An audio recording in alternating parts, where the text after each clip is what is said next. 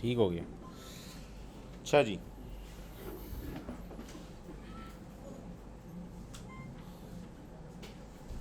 तो भाई पहला मामला तो ये है कि असाइनमेंट के लिए ना, आप लोगों ने देखा होगा मैंने एक पोल डाला हुआ था ग्रुप पे, जिसके अंदर मैंने पूछा था आप लोगों से। एक भाई ने आके नॉट एट ऑल लगाया था और कमेंट में भी कुछ नहीं लिखा था। तो मैंने हालांकि एक्सेप्शन डालने को कहा था, लेकिन देखो रूल ब्रेक करने पे तो कंपाइलर नहीं छोड़ता, तो मैं क्यों छोड़ूं।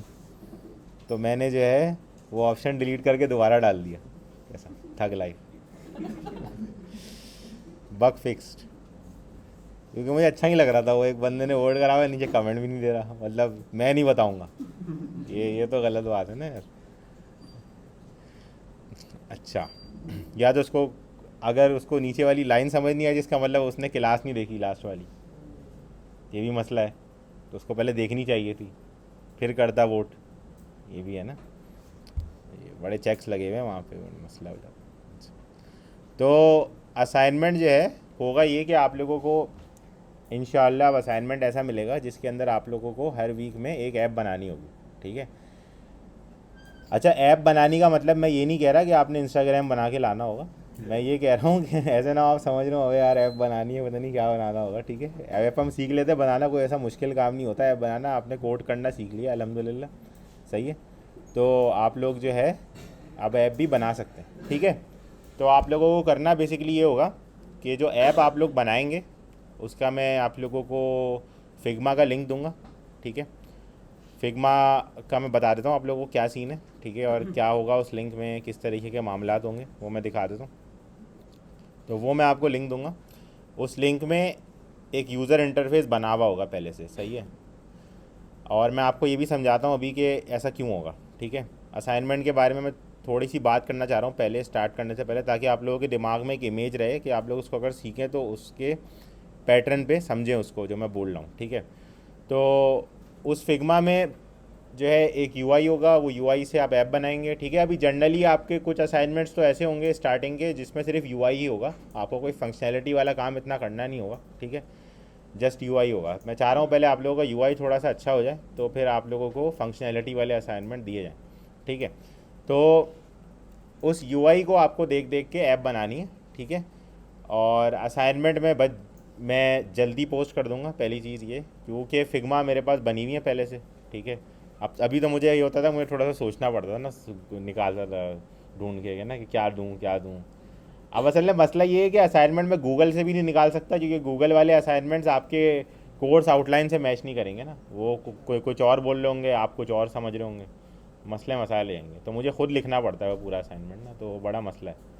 उसके लिए मुझे जो है अपनी सारी आर्ट की आर्ट कोड्स ऑन करनी पड़ती, तो बड़ी सीपीयू लग जाता है उसने मेरा ना, तो ये मसला है। अच्छा खैर, तो असाइनमेंट का सबमिशन का मैंने ये इसलिए रखा है कि आप उसको टिकटॉक पे डाल सकते हैं, ठीक है।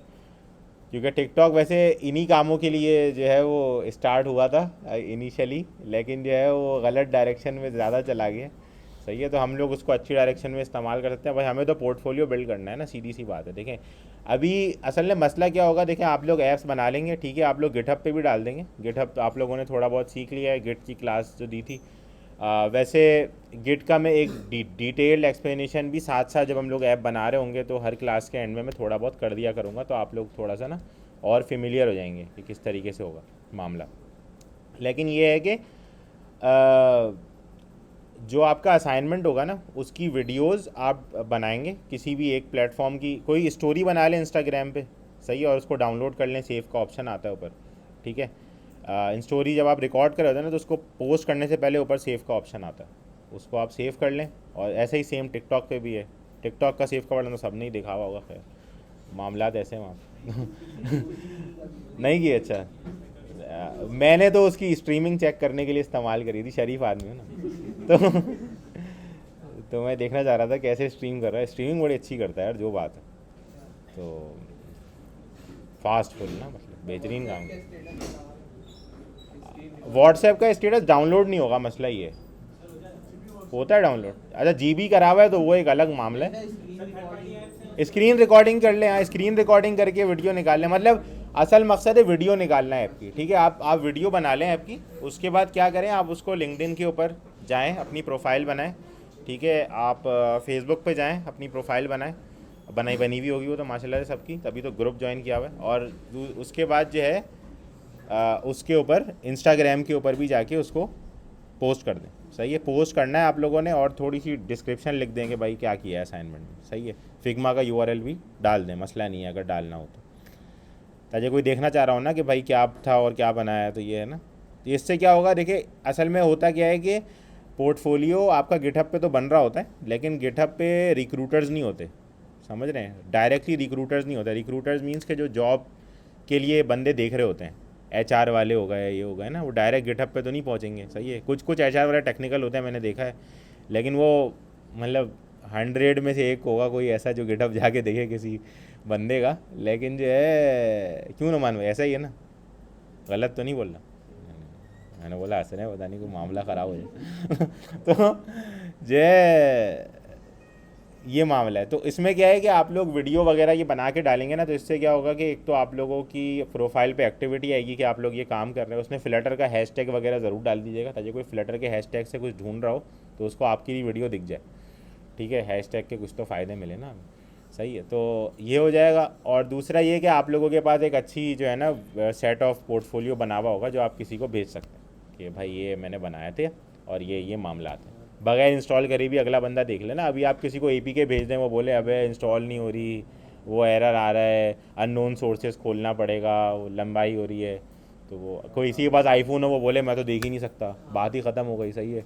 अब आप उसको टेस्ट फाइल में तो ऐड करने से रहे $100 का अकाउंट ख़रीद के, तो जो है ये मामला आते हैं। तो इसलिए मैं चाह रहा हूँ कि आप लोग वीडियो बनाएं, ठीक है। तो उससे क्या होगा कि आप लोगों के पास अगर इन केस स्मार्टफोन भी इतना अच्छा नहीं है तो आप इम्यूलेटर से रिकॉर्ड कर लें, सही है। तो हर तरीके से ये काम हो जाएगा आपका, ठीक है।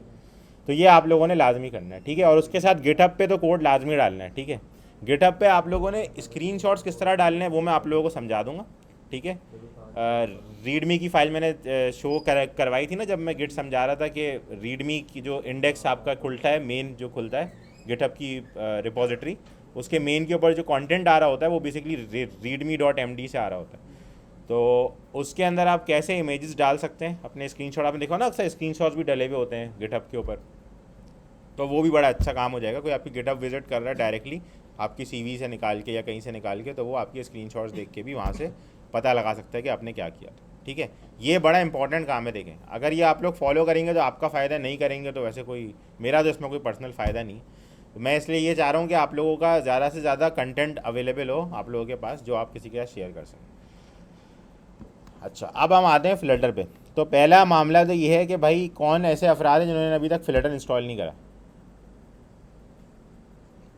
अच्छा, है अभी भी, क्यों नहीं करा भाई? आज कर लेंगे, सही है। और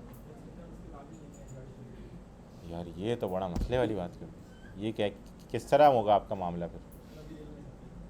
सही है, कर लेंगे ना, मतलब हाँ बस सही है। बूलियन ट्रू आना चाहिए, फ्यूचर में आए या अभी आए, सही है। फ्यूचर का देखेंगे हम लोग ना मामला, तो ये है, ठीक है। बाकी भाई सब लोगों ने कर लिया इंस्टॉल ईमानदारी से, सही है। चल रहा है ना फ्लटर डॉक्टर, इज्जत से चल रहा है ना वो, मतलब वो थोड़े से ख़ानदानी चीज़ें दिखाता है ना, नहीं चेक आ रहा है ना, ये बड़ी अच्छी। एच डी के पे क्रॉस आ रहा होता है। अगर एच डी के पे क्रॉस आ रहा था तो दो मसले हो सकते हैं, या तो आपका पाथ सेट नहीं है या लाइसेंसेस एक्सेप्ट नहीं है। दो ही एरर देखे मैंने अभी तक, ऐसे ही है ना, दो ही एरर। नहीं, फ्लटर को पाथ उठाना होता है एंड्रॉयड स्टूडियो का, दोनों का किया हुआ है। नहीं, एंड्रॉयड एसडीके का पाथ सेट किया हुआ है पाथ में, उसको भी कर दो सेट। हाँ, एक एंड्रॉयड होम के नाम से वेरिएबल बनता है विंडोज़ में, इन्वायरमेंट वेरिएबल में ना, वो बना लो और उसके अंदर एसडीके का पार्ट डाल दो। मैं दिखा देता हूँ किस तरह डालना है, मतलब ये तो नहीं दिखा देता किस तरह डालना है क्योंकि ऑब्वियसली विंडोज़ नहीं है, बट मैं ये दिखा देता हूँ कि पाथ उठाना कहाँ से, ठीक है। अच्छा, तो एंड्रॉयड स्टूडियो सबने कर लिया इंस्टॉल, ये बड़ी अच्छी बात है। मैं यही करने वाला, बड़ा अच्छा चल रहा है यार, मैं क्या करूँ, मैं मैग्नेटिक अट्रैक्शन आ रही है वहाँ से ना असल। हाँ अच्छा तो है वैसे, ये नहीं बोलो बेटा, अभी मैं आपको फीचर दिखाऊंगा ना एंड्रॉयड स्टूडियो में जो देखे हैं मैंने, बेहतरीन काम कर दिया इन्होंने। लग रहा है पूरा कोड मिटा के दोबारा लिखा है। क्लाउड कंप्यूटिंग में तो नहीं डाल दिया है। हैं? पता नहीं क्या करा है यार, जो भी करा है लेकिन बहुत अच्छा कर दिया। खैर, तो आप क्या करेंगे, आपका एंड्रॉयड स्टूडियो खुलेगा ना, तो आप एंड्रॉयड स्टूडियो के ये जो 3 डॉट वाला आइकन आ रहा है भाई, दिस डॉट फोकस थोड़ा सा है, मैं भी बोलूँ, ठीक है, ये 3 डॉट पे आप क्लिक करेंगे, यहाँ पे आएगा आपके पास एस डी के मैनेजर। सही है, एंड्रॉयड स्टूडियो खुलेगा तो उसके अंदर आएंगे ये 3 डॉट, इसमें एस डी के मैनेजर आएगा। एस डी के मैनेजर में, अच्छा इसके लिए शर्त ये 3 डॉट जो आ रहे हैं ना, ये उसी केस में आएंगे जब आपके पास लेटेस्ट एंड्रॉयड स्टूडियो इंस्टॉल्ड होगा। सर टूल्स का ऑप्शन है। हाँ, वरना वो फिर माजरत के साथ ये होता है कि उनके आइकॉन्स जो है वो डिफरेंट जगह पे आते हैं। पुराने वर्जन में शायद नीचे आता था बॉटम पे, कुछ इस तरह का सीन है। तो ये आपके पास आ रहा है ऊपर, देखें एस की लोकेशन, ठीक है। तो ये एस की लोकेशन आपने उठानी है यहाँ से, कंट्रोल सी, ठीक है, और इसको जाके आपने इन्वायरमेंट वेरिएबल्स में डालना है। एंड्रॉयड अंडरस्कोर होम के नाम से एक वेरिएबल बनता है, ठीक है। अच्छा, ये आपको जो है ना वैसे गेटिंग स्टार्टेड में भी शायद मिल जाए, है ना, गेटिंग स्टार्टेड में मेरे ख्याल से, मुझे जहाँ तक याद है शायद है ये स्टेप भी ना, मैं देख लेता हूँ। ये देखें, हाँ, बल्कि इसने ये बोला हुआ एंड्रॉयड एस के रूट, ये वाला वेरिएबल सेट कर लें। देख रहे हैं, ये बोल रहा है कि अगर आपको मसले मसाइल का सामना है तो आप एंड्रॉयड एस के रूट सेट कर लें इन्वायरमेंट वेरिएबल में जाके, और उसको वो पाथ असाइन कर दें एस के वाला जो मैंने आपको दिखाया अभी, ठीक है। इन्वायरमेंट वेरिएबल ऐड करने का तरीका वही है, सेम, सही है। वो पाथ में जाके आपने, पाथ में नहीं ऐड करना, इन्वायरमेंट वेरिएबल्स की विंडो जो खुलेगी ना उसमें आपने न्यू वेरिएबल डाल देना। न्यू वेरिएबल का नीचे होता ऑप्शन होता है न्यू का ना, न्यू वेरिएबल होता है, न्यू लिखा होता है, न्यू के नाम से कुछ ना कुछ होगा, सही है।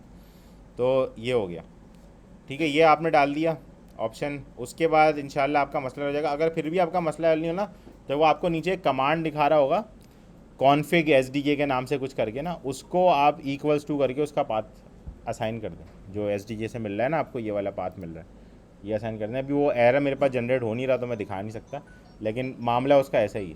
तो उसमें क्या होगा कि फिर वो आपका एस का पाथ अपने पास सेव कर लेगा, सही है।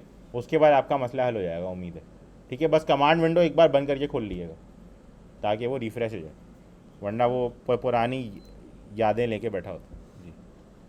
जी जी जी।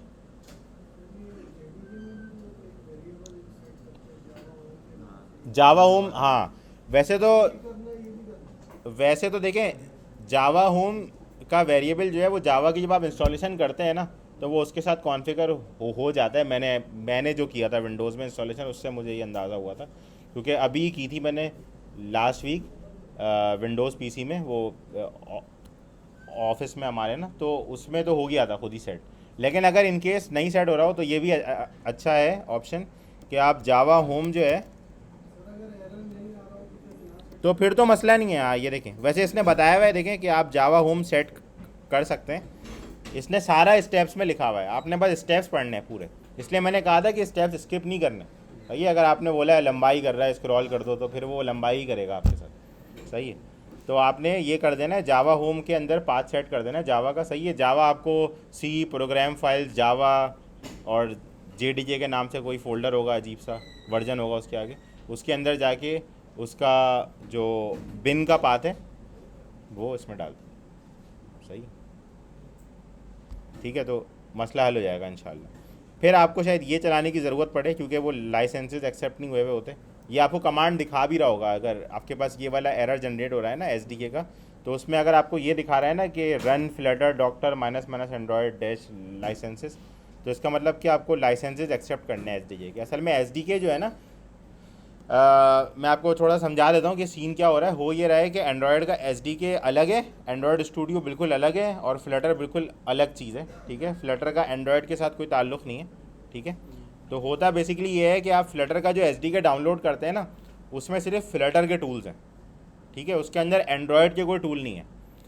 तो होता ये है कि फ्लटर बनाया इस तरीके से किया है कि वो इट्सेल्फ एक एस है, ठीक है, और वो किसी और प्लेटफॉर्म के एस के साथ कम्युनिकेट करके काम करता है। अब वो ऐसे कम्युनिकेट करता है कि फॉर एग्जांपल अभी हम फ्लटर का जब न्यू प्रोजेक्ट बनाएंगे तो उसमें हम देखेंगे कि हमारे पास हर प्लेटफॉर्म की जो हम सेलेक्ट करेंगे कि इस इन प्लेटफॉर्म पे हमें फ्लटर की ऐप चलानी है, जैसे विंडोज़ हो गया, मैक ओएस हो गया, वेब हो गया, आईफोन, एंड्रॉयड, पता नहीं कितने डाल दिए उन्होंने तो अपना, मुझे लग रहा है और भी आएंगे, वो भी डालते रहेंगे, जरा सी काम ही है ये उनका। तो जो है वो प्लेटफॉर्म जो जो आप सेलेक्ट करेंगे उन सब के प्रोजेक्ट फोल्डर बने हुए होंगे अंदर। तो मतलब ये इस तरह ही है बिल्कुल कि अगर आप एक नई फ्लटर की ऐप क्रिएट कर रहे हैं और आपने iOS और एंड्रॉयड के ऊपर चेक लगा के क्रिएट करा है, तो इसका मतलब आपने एक नया iOS का प्रोजेक्ट भी बनाया और एक आपने नया एंड्रॉयड का प्रोजेक्ट भी बनाया और उसने फ्लटर इंटीग्रेट की है। ये फ्लटर ने काम पहले से किया हुआ है, तो इसलिए आपको फील नहीं होता, बट हो यही रहा होता। सही है, अभी हम देखते हैं। और किसी को कुछ पूछना है SDK की इंस्टॉलेशन के बारे में? नहीं, चलो आगे चलते हैं। अच्छा, मेरे पास एक VS कोड ने मसला आ रहा था, वो ये आ रहा था कि मैं फ्लटर का न्यू प्रोजेक्ट क्रिएट करने आता हूँ तो मेरे पास क्रिएट नहीं हो रहा था, पता नहीं क्या मसला है। वो बस जाता है लोडिंग पे और वो ऐसे ही बैठा होता है बस। सही है, तो मैं एंड्रॉयड स्टूडियो से क्रिएट कर लूँ? हाँ, कमांड प्रॉम्प्ट से भी कर सकते हैं, लेकिन मैं असल में टूल से इसलिए समझा रहा हूँ ताकि आप लोग जो है वो इजीली कॉन्फ़िगर कर सकें। कमांड प्रॉम्प्ट में आर्ग्यूमेंट्स आपको याद करने पड़ेंगे, वरना क्या क्या लगाना है ना, स्विफ्ट का वो सारा सीन है। तो मैं आपको बताता हूँ अभी ना कि किस तरह से करना है। तो हाँ, मैं VS पे बता देता हूँ, VS पे बता देता हूँ। एंड्रॉयड स्टूडियो खुला हुआ है तो पहले इसने बता लेते हैं। मैग्नेटिक अट्रैक्शन देख रहे हैं आप? अच्छा कहता है ना एंड्रॉयड स्टूडियो, बड़ी खुशी होती है ना दिल से। असल में एंड्रॉयड स्टूडियो में जो पावरफुल फीचर्स है ना वो VS कोड में नहीं है हमारे पास ना। जैसे कि मैं एंड्रॉयड का प्रोजेक्ट लाइव चेंज भी कर सकता हूँ उसके अंदर बैठ के, यानी कि मैं कॉटलिन के अंदर भी चेंजेस कर सकता हूँ। अगर मैं VS कोड में हरकत करूँगा तो मुझे इंटेलिजेंस नहीं देगा, जबकि ये देगा। समझ लो, तो इस तरह के मामलात करने के लिए ना मुझे बड़ा आसानी हो जाती है यहाँ पे। तो हाँ, नहीं, ये अगर आप, मुझे ये लग रहा है कि ये वाला जो वर्जन इनका रिलीज़ हुआ है ना, इसके अंदर इन्होंने बहुत चेंजेस की, क्योंकि मैंने विंडोज़ पे भी इसको इंस्टॉल किया है ना, तो ये बहुत फास्ट हो मतलब परफॉर्म कर रहा था। तो आप लोग इसको अपडेट कर लें। सही है, तो आपके पास ये बम्बल बी वाला वर्जन शो हो जाएगा एंड्रॉयड स्टूडियो का। सही है, अब एग्जैक्टली ये वाला वर्जन कोड होगा ये नहीं पता मुझे, क्योंकि शायद ये इसके लिए हो, बट बम्बल बी लाजमी होगा उसके अंदर लिखा हुआ। ठीक है, अगर बम्बल भी आ रहा है आपके पास तो इसका मतलब आपके पास जो है परफॉर्मेंस काफ़ी हद तक सही हो जाएगी। सही है, क्योंकि इन्होंने रैम मैनेजमेंट काफ़ी सही कर दी है इसकी। मैं देख रहा था कि रैम बहुत कम कंज्यूम कर रहा है ये। सर यानी ये चेंज तो नहीं करना पड़ेगा जो सेटिंग की हुई है? नहीं नहीं, वो वैसी ही रहेगी। अपडेट तो इंस्टेंट अपडेट है, वो इंस्टेंट अपडेट है। आप उसको अपडेट करेंगे, वो एक बार एंड्रॉयड स्टूडियो रीस्टार्ट होगा आपका, वो आपसे खुद ही बोलेगा रीस्टार्ट करने का, और देन डेट सेट हो गया। सही है, तो ये जो फ्लटर का अगर आपने प्लगइन इंस्टॉल कर लिया है एंड्रॉयड स्टूडियो में, और अगर नहीं किया तो मैं दोनों सिनेरियो बता देता हूँ। अगर आपने नहीं किया इंस्टॉल फ्लटर का प्लगइन एंड्रॉयड स्टूडियो में, क्योंकि मैंने बताया नहीं था उसका पहले, तो आप यहाँ पे प्लगइन्स के ऑप्शन में आ जाए। साइड पे आ रहा होगा आपके पास प्लगइन्स का ऑप्शन, और इसमें दो टैब्स हैं ऊपर, देखें, मार्केट प्लेस और इंस्टॉल्ड। ठीक है, तो आपने कहा आना है मार्केट प्लेस में। ठीक है, क्योंकि हमें प्लगइन सर्च करना है। तो अभी हम यहाँ आएंगे और यहाँ लिखेंगे फ्लटर। डार्ट वार्ट अलग से इंस्टॉल करने की ज़रूरत नहीं है, आप फ्लटर इंस्टॉल करेंगे डार्ट ऑटोमेटिकली इंस्टॉल हो जाएगा, क्योंकि वो उसके साथ कनेक्टेड है। ठीक है, तो ये आपका इंस्टॉल होगा तो एक बार आपका एंड्रॉयड स्टूडियो रीस्टार्ट होगा, और उसके बाद आपके पास एक अच्छा सा बटन शो हो जाएगा यहाँ पे। अरे बंद कर दिया, खुल जाएगा। देखो अभी मैं आपको दिखाता हूँ इसकी लॉन्चिंग स्पीड, माशाल्लाह बहुत अच्छी लॉन्चिंग स्पीड दे रहा है। देख रहे हो आप? लग रहा है आपको एंड्रॉयड स्टूडियो खुल रहा है? मुझे भी नहीं लग रहा था वैसे, मैं तो वैसे सोचा कि ये जो है ना इमेज आई है कोई। तो खैर, तो यहाँ पे आ जाएगा ये न्यू फ्लटर प्रोजेक्ट। ठीक है, इस बटन के ऊपर आप जब अच्छा, आप अगर न्यू प्रोजेक्ट पे क्लिक करेंगे तो आपको ख़तरनाक चीज़ें देखने को मिलेंगी, क्योंकि उसमें आप नेटिव एंड्रॉयड पे आ जाएंगे, यानी कि कॉटलिन और जावा वाली एप्लीकेशन। ठीक है, इसको भी आप वैसे क्रिएट करके देख सकते हैं। मैं तो बोलता हूँ एक्सप्लोर करना चाहिए, सही, कोई मसला नहीं है। लेकिन ये है कि फ़िलहाल अगर हम फ्लटर की बात करें तो फ्लटर का बटन ये रहा, न्यू फ्लटर प्रोजेक्ट। ठीक है, अच्छा, पहली चीज़ जो आपको करनी पड़ेगी यहाँ पे वो ये है कि आपको इसको SDK का पाथ बताना पड़ेगा पहली बार। क्यों? पहली बार ये फील्ड एम्प्टी होगी, और इसको एम्प्टी छोड़े बगैर आप नेक्स्ट कर नहीं सकते, क्योंकि बेचारे को SDK का पाथ पता नहीं होगा तो इंस्टॉल वो प्रोजेक्ट कहाँ से क्रिएट करेगा ना, मसला हो जाएगा उसके लिए। तो आप इसको SDK का पाथ जहाँ आपने डाउनलोड किया हुआ वो बता दीजिएगा, जहाँ फ्लटर रखा हुआ है उसका रूट फोल्डर, जो हमने जिप फाइल डाउनलोड की थी, या किसी ने अगर गिट से क्लोन किया था, तो जहाँ वो फोल्डर है वो फोल्डर का उसको पाथ बता दो। हमने एनवायरनमेंट सेट किया था फिल्टर का जो हमने बिन वाला फोल्डर लगाया था ना, बिन वाला नहीं देना पाथ, रूट वाला पाथ देना है। बिन ये उठा लेगा, इसको पता है क्या सीन है। सही है, सी में पड़ा हुआ है। हाँ सी में है, वहाँ से उठा लें, सही हो गया। अच्छा इसके बाद आप करेंगे क्या, अच्छा देखिए यहाँ पे ना आपके पास फिल्टर से सेलेक्ट हुआ हुआ इस साइड पे, सही है। यहाँ पे क्योंकि बहुत सारी चीज़ें होती हैं तो यहाँ जावा ग्रेडल ये सारी लंबाई है, सही है। तो इसके अंदर आपने फिल्टर सेलेक्ट किया हुआ और फिल्टर के बाद आप कर दिए क्या, नेक्स्ट, ठीक है। नेक्स्ट आप करेंगे तो ये आपको एक ये बेहतरीन सा पेज दिखा देगा, सही है। अब मैं आपको बताता हूँ कि इस पेज के साथ क्या मामला आते हैं, ठीक है। तो थोड़ा सा समझते हैं इसको, ठीक है। अच्छा यहाँ तो आपका प्रोजेक्ट नेम आ जाएगा, ठीक है। अच्छा प्रोजेक्ट नेम में रेस्ट्रिक्शन ये है कि आप कैपिटल ए स्पेसेस, सही है, और स्पेशल कैरेक्टर्स का इस्तेमाल नहीं करेंगे, ठीक है। आपने स्नेक केस फॉलो करना है, अंडर स्कोर लगाना है, अंडर स्कोर लगा के अपने प्रोजेक्ट नेम लिखना है, सही है। वरना वो प्रोजेक्ट क्रिएट करते वक्त आपको एरर शो कर देगा। तो जैसे अगर आपको लिखना है कि माय फर्स्ट फ्लटर एप्लीकेशन, तो आप ऐसे लिखेंगे माय फर्स्ट फ्लटर ऐप, सही हो गया। इसी नाम से आपका फ़ोल्डर भी ये खुद ही बना देगा, सही है, और प्रोजेक्ट आपका क्रिएट हो जाएगा, ठीक है। इसको मैं यहाँ से हटा देता हूँ और मैं इसको टैग इदारा के फ़ोल्डर में ही डाल देता हूँ। अच्छा मैं रोज़ाना गिट इनिट वगैरह इसलिए नहीं कर रहा होता क्योंकि मैं एक ही रिपोजिटरी में पुश कर रहा होता हूँ, सही है ना। तो मैं आपको जो पुश वाला सिनेरियो है वो मैं आपको दिखा सकता हूँ बार बार, बट गिट इनिट वाला मैं आपको नहीं दिखा सकता क्योंकि वो मैं दोबारा नहीं बना रहा होता, मैं एक ही बना रहा होता हूँ रिपोजिटरी ना, क्योंकि वरना आपको मैं हर बार न्यू लिंक दूँ रिपोजिटरी, आप कन्फ्यूज हो जाएंगे ना, ये वाला कहाँ था प्रोजेक्ट, वो वाला कहाँ था प्रोजेक्ट, तो इसलिए मैंने फ़ोल्डर वाली कहानी रखी। तो ये हो गया। अच्छा हम इसको आ जाते हैं Q1 और अच्छा गेम यहाँ कॉपी पेस्ट हो गया गलती से मुझसे,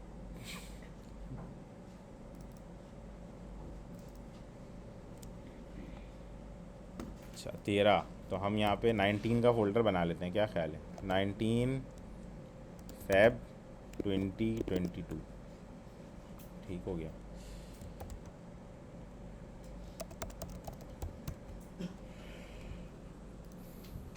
ठीक हो गया, तो इसके अंदर हम बना रहे हैं फ्लटर की ऐप, ठीक है। और इसके आगे की मैं फ़ोल्डर लगा देता हूँ वैसे, ताकि जो है ना वो अगर दूसरी भी बनानी हो हमें टेस्ट करने के लिए तो बना लें, ठीक है। तो ये हमारी हो गई कॉन्फ़िगरेशन पाथ की। अच्छा उसके बाद आपने कोई डिस्क्रिप्शन देनी है, डिस्क्रिप्शन में आपको जो मर्ज़ी है आप लिख दें, ठीक है, कोई मसला नहीं है, अपनी मर्ज़ी से अच्छी सी डिस्क्रिप्शन लिख दें क्या करना चाह रहे हैं इसमें। वैसे अगर ये जो डिस्क्रिप्शन है ये आपकी कहाँ मेंशन हुई होती है मैं आपको दिखाता हूँ अभी, सही है। तो ये डिस्क्रिप्शन जो है ऐसी नहीं है कि आपकी कहीं गिट के ऊपर आ रही होगी, कहीं आ रही होगी, ये डिस्क्रिप्शन जस्ट आपके प्रोजेक्ट कॉन्फ़िगरेशन का पार्ट है, ठीक है। मैं आपको दिखाता हूँ अभी प्रोजेक्ट क्रिएट होने के बाद कि एक्चुअली कहाँ पड़ी होगी। अच्छा इसके बाद जो इम्पोर्टेंट चीज़ है वो है प्रोजेक्ट टाइप, ठीक है। ये क्या आया भाई, ये तो मैंने अभी देखा, देखो हर बार नई चीज़ आ जाती है। इतने दिनों से मैंने ये ऑप्शन ही नहीं खोला, मैं डायरेक्ट नेक्स्ट करके क्रिएट कर लिया था, बल्कि मैं क्रिएट करता ही नहीं था, मैं तो पुराना प्रोजेक्ट ही क्लोन करता था। तो खैर, तो भाई स्केलेटन का मुझे नहीं पता, इसके बारे में बाकी मैं पढ़ के आपको बताऊंगा, ठीक है। लेकिन इन सब चीज़ों का मुझे पता है क्योंकि ये मैंने इस्तेमाल की हैं खुद बजाते खुद, तो ये मैं आपको बता सकता हूँ, ठीक है। तो पहली चीज़ है हमारे पास एप्लीकेशन, ठीक है, जो हम अभी बनाने वाले हैं, मतलब ऐप। ऐप का फुल फॉर्म क्या है, एप्लीकेशन, ठीक है। तो एप्लीकेशन हम बनाएंगे, ठीक है। ऐप का तो मतलब आप समझ गए, सिंपल ऐप बनेगी, वही कहीं भी आप इसको चला सकते हैं, ठीक है, कंपाइल करके। प्लगइन भाई क्या है, ठीक है। अच्छा प्लगइन क्या होता है, जैसे आप समझें कि एंड्रॉयड ने अभी सपोर्ट डाली है फोल्डेबल स्क्रीन की, ठीक है। वैसे तो उसका भी प्लगइन आ गया होगा, मुझे पूरी उम्मीद है भाई, वैसे ऐसे लोग बैठे हुए हैं ओपन सोर्स में ना, वो फुल लगे होते हैं, बस प्लगइन ना, बस बनाना है प्लगइन भाई ना, हम भी पहले जाना है, अच्छी बात है, इससे तो कम्युनिटी बढ़ती है भाई, इसी तो फ़ायदा है। तो खैर प्लगइन पे आते हैं। तो प्लगइन जो है वो क्या होता है कि एंड्रॉयड है ना, असल में देखिए मैंने आपको बताया कि फ्लटर अलग है और एंड्रॉयड iOS इन सब से उसका कोई ताल्लुक़ नहीं है। होता क्या है कि जब आप प्रोजेक्ट रन कराते हैं तो वो उनके टूल्स यूज़ करके वहाँ पे ऐप को रन कराता है, ठीक है। तो फ्लटर बिल्कुल अलग चल रहा होता है, ठीक है। तो ज़रूरी नहीं है कि जो फीचर iOS में लॉन्च हो या जो फीचर एंड्रॉयड में लॉन्च हो वो फ्लटर में भी आए। फ़ौरन से, क्योंकि किसी ना किसी को वो फीचर बनाना पड़ेगा फ्लटर के ऊपर काम करने के लिए। सही है, तो वो जो फीचर बनाएगा ना, मतलब उस फीचर को बनाना इस सेंस में पड़ेगा कि ऐसे फॉर एग्जांपल आप सोचे कि एंड्रॉयड ने एक क्लास ऐड कर दी है अपने फ्रेमवर्क में, क्योंकि मैंने आपको बताया कि सब चीज़ें ऐसे ही चलती हैं जैसे अभी हमने सीखा है प्रोग्रामिंग में, ये क्लासेस बनती हैं, उसके अंदर मेथड्स बनते हैं। तो अब एंड्रॉयड ने एक क्लास ऐड कर दी है फोल्डेबल स्क्रीन के नाम से, ठीक है। तो अब आपको एंड्रॉयड ये बोल रहा है कि भाई जब भी आपको फोल्डेबल स्क्रीन की सपोर्ट डालनी है तो आप क्या फोल्डेबल स्क्रीन की क्लास एक्सटेंड कर लो, सिंपल। ये मैं एग्जांपल दे रहा हूँ, ऐसा है नहीं, वैसे एपीआई बहुत कॉम्प्लेक्स होती है, बट एग्जांपल ले लें, ठीक है। तो अब क्या होगा कि अब एंड्रॉयड ने वो सपोर्ट आ गई है, ठीक है। अब आप फ्लटर में अगर वो सपोर्ट लेके आना चाहते हैं कि भाई आप चाहते हैं अगर फोल्डेबल स्क्रीन पे मेरी ऐप खुले तो इस तरह से शो हो या ये ऑप्शंस दिखाए, तो वो आपको करने के लिए सबसे पहला जो आपका काम होगा, आप आएंगे ढूंढेंगे कि भाई ये फ्लटर में है कि नहीं है। तो आप आएंगे pub.dev के नाम से एक है हमारे पास वेबसाइट, ठीक है। इसको आप समझ सकते हैं कि फ्लटर के अंदर जितनी चीज़ें हम फीचर्स डालते हैं ना उठा के, फॉर एग्जांपल हमें मैप्स लगाना है, हमें फायरबेस लगाना है, हम अभी आगे जाके लगाएंगे बहुत सारी चीज़ें, हमें एपीआई कॉल करनी है, हमें फ़ोन में वाइब्रेशन करानी है, कैमरा ओपन करना है, कोई भी हमें इस तरह की चीज़ करनी है तो हम उसके लिए क्या इंस्टॉल करते हैं, प्लगइन। सही है, जिसको हम फ्लटर की ज़बान में या हम डार्ट की ज़बान में पैकेज बोलते हैं, ठीक है। तो अब क्या होता है, फॉर एग्जांपल मुझे समझे कि इमेज पिक करनी है, जैसे मैंने आपको लास्ट इनम पढ़ाते हुए समझाया था कि इमेज पिकर का एक प्लगइन है। तो अब देखिए मुझे इमेज पिक करनी है, तो मैं यहाँ आऊँगा, मैं यहाँ लिखूँगा इमेज पिकर, मुझे एग्जैक्टली इसका नाम पता है तो मैं डायरेक्ट लिख देता हूँ, ठीक है। इमेज अंडर, देखिए ये आ गया ऊपर, ये दिखा रहा है कि भाई ये SDK फ्लटर में सपोर्टेड है, क्योंकि pub.dev जो है ना, ये सारे वो प्लगइन्स भी कंटेन करता है जो सिर्फ डार्ट में चलते हैं, मतलब वो सिर्फ डार्ट के SDK के साथ भी कंपेटेबल हैं। अगर आपके पास फ्लटर का SDK नहीं भी है तो भी वो चलेंगे, मतलब कुछ ऐसे प्लगइन भी। आप फॉर एग्जांपल आप लें कि मैं आपको बोल रहा हूँ कि आपको एक ऐसा कोड लिखना है कि मैं आपको प्लगइन का कॉन्सेप्ट समझाता हूँ, आपको एक ऐसा कोड लिखना है जिसके अंदर ये हो कि मैं आपको बोलूँ कि मैं आपको एक स्ट्रिंग दूंगा, आपका नेम, फॉर एग्जांपल मेरा नाम है जैसे इसाक हसन नाम है मेरा, सही है। अब अगर मैं बोलता हूँ कि मेरे नाम के 2 इनिशियल कैरेक्टर उठा के आपने एक इमेज फॉर्म करनी है, सही है, तो ये वाला काम आप बगैर फिल्टर को यूज़ करे भी कर सकते हैं। इमेज फॉर्म नहीं करें, सिंपल स्ट्रिंग बना दें, सही है। मैं आपको कोई भी नेम पास करूँ, आप मुझे एक स्ट्रिंग दें फंक्शन के रिस्पॉन्स में, और उसने वो 2 कैरेक्टर्स आपस में मर्ज हुए हों, सिंपल है ना। आप पहला कैरेक्टर उठाएंगे पहले वर्ड का, दूसरा कैरेक्टर दूसरे वर्ड का, और उसको मर्ज कर देंगे, सिंपल, सही है ना, ऐसा ही है।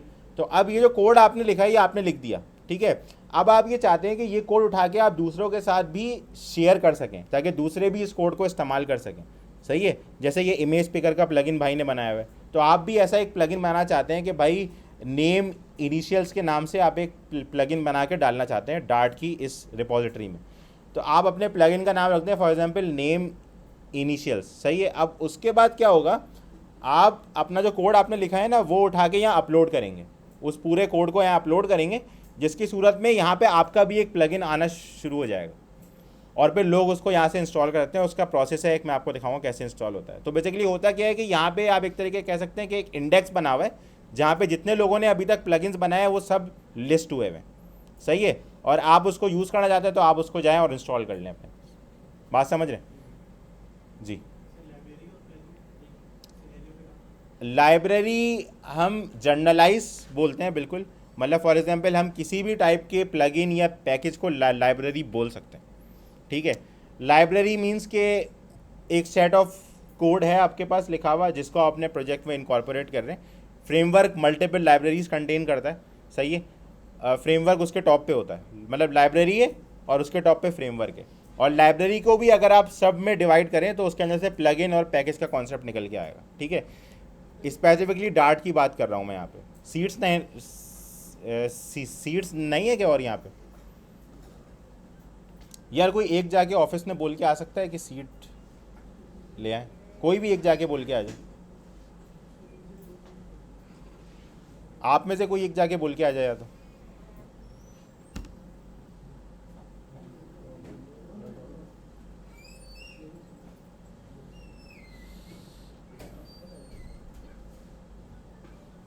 वहाँ आ जाए, वहाँ आ जाए, अच्छा ही लगेगा ना यार खड़े हुए। कब तक खड़े रहेंगे, ये वाइल ट्रू हो जाएगा। अच्छा, तो ये हो गया हमारा प्लगइन वाला मामला, ठीक है, कि आप एक सेट ऑफ कोड लिखेंगे और उसको एक नाम से अपलोड कर देंगे यहाँ पे। अच्छा, ऐसे ही जावास्क्रिप्ट का भी है, अलग अलग लैंग्वेजेस की अलग अलग रिपोजिटरीज हैं जहाँ पे प्लगइन्स अपलोड होते हैं। ऐसे आप जावास्क्रिप्ट पे जाएंगे तो वहाँ पे npm होता है, ठीक है, आप npm से इंस्टॉल कर सकते हैं, वहाँ पे भी ऐसे ही आपको प्लगइन्स सर्च करने होते हैं, ठीक है। और प्लगइन्स या लाइब्रेरीज, आप उसको जो भी आप बोलना चाहें उसमें से बोल सकते हैं, ठीक है। अब मैं आपको फ़र्क समझाता हूँ अभी, ठीक है। तो अभी क्या है कि सब कुछ यहाँ पे अपलोड हुआ हुआ है जितना लोगों ने बनाया है। फॉर एग्जांपल आपको वाइब्रेशन का काम करना है तो आप यहाँ पे लिखें वाइब्रेशन, तो आपको वाइब्रेशन का एक्सेस मिल जाएगा। उससे क्या है कि आपने किसी बटन के टैप के ऊपर फ़ोन को वाइब्रेट कराना चाहते हैं फीडबैक देने के लिए यूज़र को, तो ये भी आप कर सकते हैं, ठीक है। तो इस तरह के सारे मामला ये देखें, ये वाइब्रेशन का पैकेज भी है, आप plug in for handling vibration API on iOS, Android and web, ठीक है। तो ये आपको बता रहा है कि भाई ये प्लगइन हमने लिखा है, किसी बंदे ने लिखा है ये प्लगइन, कौन भाई है ये पता नहीं, सही है, इसका नाम जाके देख सकते हैं हम अंदर। तो ये भाई ने लिखा है, ठीक है। कहाँ है भाई, भाई का नाम कहाँ गया? हाँ, राइट साइड पे आ रहा होगा ना, यहाँ पे ये अच्छा जलील हो गया। चलो, ओ भाई ने वो वेरिफिकेशन नहीं की होगी प्रोफाइल की अपनी ना, वो पब्लिश करते वक्त करवानी पड़ती है। पब्लिश करना जब मैं बताऊंगा तो फिर मैं पूरा प्रोसेस भी समझा दूंगा, टेंशन नहीं लें। लेकिन ये है कि आप प्लगइन को ऐसा समझ लें कि एक सेट ऑफ कोड आपने लिखा है और आप वो लोगों के लिए पब्लिकली अवेलेबल कर रहे हैं कि लोग उसको इंस्टॉल करें आराम से और अपनी ऐप में इस्तेमाल करें। आपकी क्लासेज उठ के डाउनलोड हो जाएंगी ऑटोमेटिकली उसके प्रोजेक्ट के अंदर जब आप उसको इंस्टॉल करेंगे, समझ रहे हैं? तो ये फ़ायदा है। और जो है इसका भी कुछ हद तक ताल्लुक़ जो है वो गिट के साथ है। तो अगर आप यहाँ देखें तो देखें इसकी भी रिपॉजिटरी गिटहब पे बनी हुई है, इस प्लगइन की रिपॉजिटरी है गिटहब के ऊपर, जिसके ऊपर अगर आप जाएंगे तो इसका उस प्लगइन का सारा सोर्स कोड इस गिटहब की रिपॉजिटरी में रखा हुआ है। आप यहाँ जाके ब्राउज भी कर सकते हैं इस सोर्स कोड को कि उसने क्या लिखा। जी, कॉटलिन में भी ये होता है। कॉटलिन में ये होता है कि वहाँ पे कोई मतलब वहाँ पे भी सेंट्रल रिपॉजिटरीज़ हैं, जैसे आप जे सेंटर पे जाके सर्च कर सकते हैं। और आप एक और भी यार मुझे याद नहीं आ रहा, हाँ मैविन, हाँ मैविन के ऊपर भी जाके सर्च कर सकते हैं। वैसे मैविन आई थिंक तो जे सेंटर के साथ उन्होंने मर्ज कर दिया है तो वो अब सेम ही है। तो जे सेंटर के ऊपर आप सर्च कर सकते हैं। वरना जनरली एंड्रॉयड में तो ये होता है कि हम गूगल के ऊपर जाके सर्च करते हैं, हमें ग्रेडल की डिपेंडेंसी मिलती है और वो हम डाल देते हैं, इस तरह ही होता है। तो वो भी बेसिकली यही काम हो रहा होता है, बस फ़र्क ये है कि वहाँ पे कोई एक ग्लोबल इंडेक्स नहीं बना हुआ, वहाँ पे आपको गूगल पे आके उठाना पड़ता है, समझ रहे हैं? यहाँ पे भी आप उठा सकते हैं इस तरह। अगर आप जाइए गूगल पे लिख दें कि how to pick image in Flutter, तो देखें आपको जो है इमेज पिकर की लाइब्रेरी इंशाल्लाह पहले ही मिल जाएगी। देखें वो बोल रहा है भाई हाउ टू छोड़ो, इंस्टॉल कर लो इसको, सही है। तो आप इसके ऊपर जाएंगे दोबारा वही पेज खुल जाएगा। तो मैंने आपको खोल के दिखाया था, वो मैंने दूसरा पेज खोल लिया था, वाइब्रेशन वाला खोला था। ये भाई जो है वो प्रॉपर है, ये भाई असल में वही है, ऑफिशियल अब्बू हैं ये, सही है। तो flutter.dev जो है इन लोगों ने ये इमेज पिकर का प्लगइन डाला हुआ है बना के। तो ये भी होता है कि कुछ प्लगइन्स फ्लटर वाले ख़ुद भी डाल रहे होते हैं, ये क्योंकि जो कि इंपॉर्टेंट प्लगइन्स हैं ना वो उन्होंने ख़ुद भी डाले हुए हैं। तो ऐसा नहीं है कि वो लोग नहीं डाल रहे होते, सारे बंदे ही डाल रहे होते हैं। लेकिन ये होता है कि इसमें कंट्रीब्यूशन आ रहा होता है। अब जैसे एग्जांपल लेके इमेज पिकर के प्लगइन में एक मसला आ जाए कि iOS समझे कि iOS जब iOS 16 लॉन्च होगा तो iOS 16 के अंदर ये हो कि इमेज पिकर का प्लगइन कैमरा नहीं खोल पा रहा, तो अब किसी के पास ये मसला आएगा, वो एक इशू जाके गिटहब पे बनाएगा, उसके बदले में क्या होगा, कोई ना कोई बंदा उसको सॉल्व कर लेगा जिसको iOS की प्रोग्रामिंग आती होगी, और फिर उस कोड को वो उठा के अपलोड कर देगा कि भाई मैंने फिक्स कर दिया। उसका पुल रिक्वेस्ट बोलते हैं। और फिर उसके बाद फ्लटर वाले उसको चेक करेंगे और उसको मर्ज कर देंगे तो प्लगइन अपडेट हो जाएगा, सबके पास फिक्स हो जाएगा, समझ रहे हैं?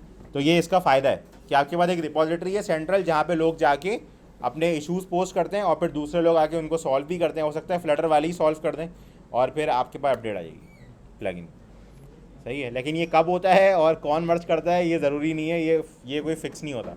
अब जैसे मैंने जो प्लगइन बनाया था उसके अंदर पता नहीं कब से लोगों ने इशू डाले हुए थे, तो मुझे टाइम ही नहीं मिल रहा था। तो वो बेचारे कोई बंदा आया उसने ही मेरे को जो है ना वो पुल रिक्वेस्ट बना के दे दी कि मैंने कर दिया फिक्स। मैंने चेक किया, मैंने बोला यार ये तो चल रहा है सही, मैंने मर्ज कर दिया, बस मेरा इतना सा काम था। सही है, तो ये भी होता है। तो यानी कि ये होता है कि मिलजुल के काम चल रहा होता है। ओपन सोर्स में होता ही है, सही है कि हर कोई कंट्रीब्यूट कर रहा होता है कोड की रिपोजिटरी में।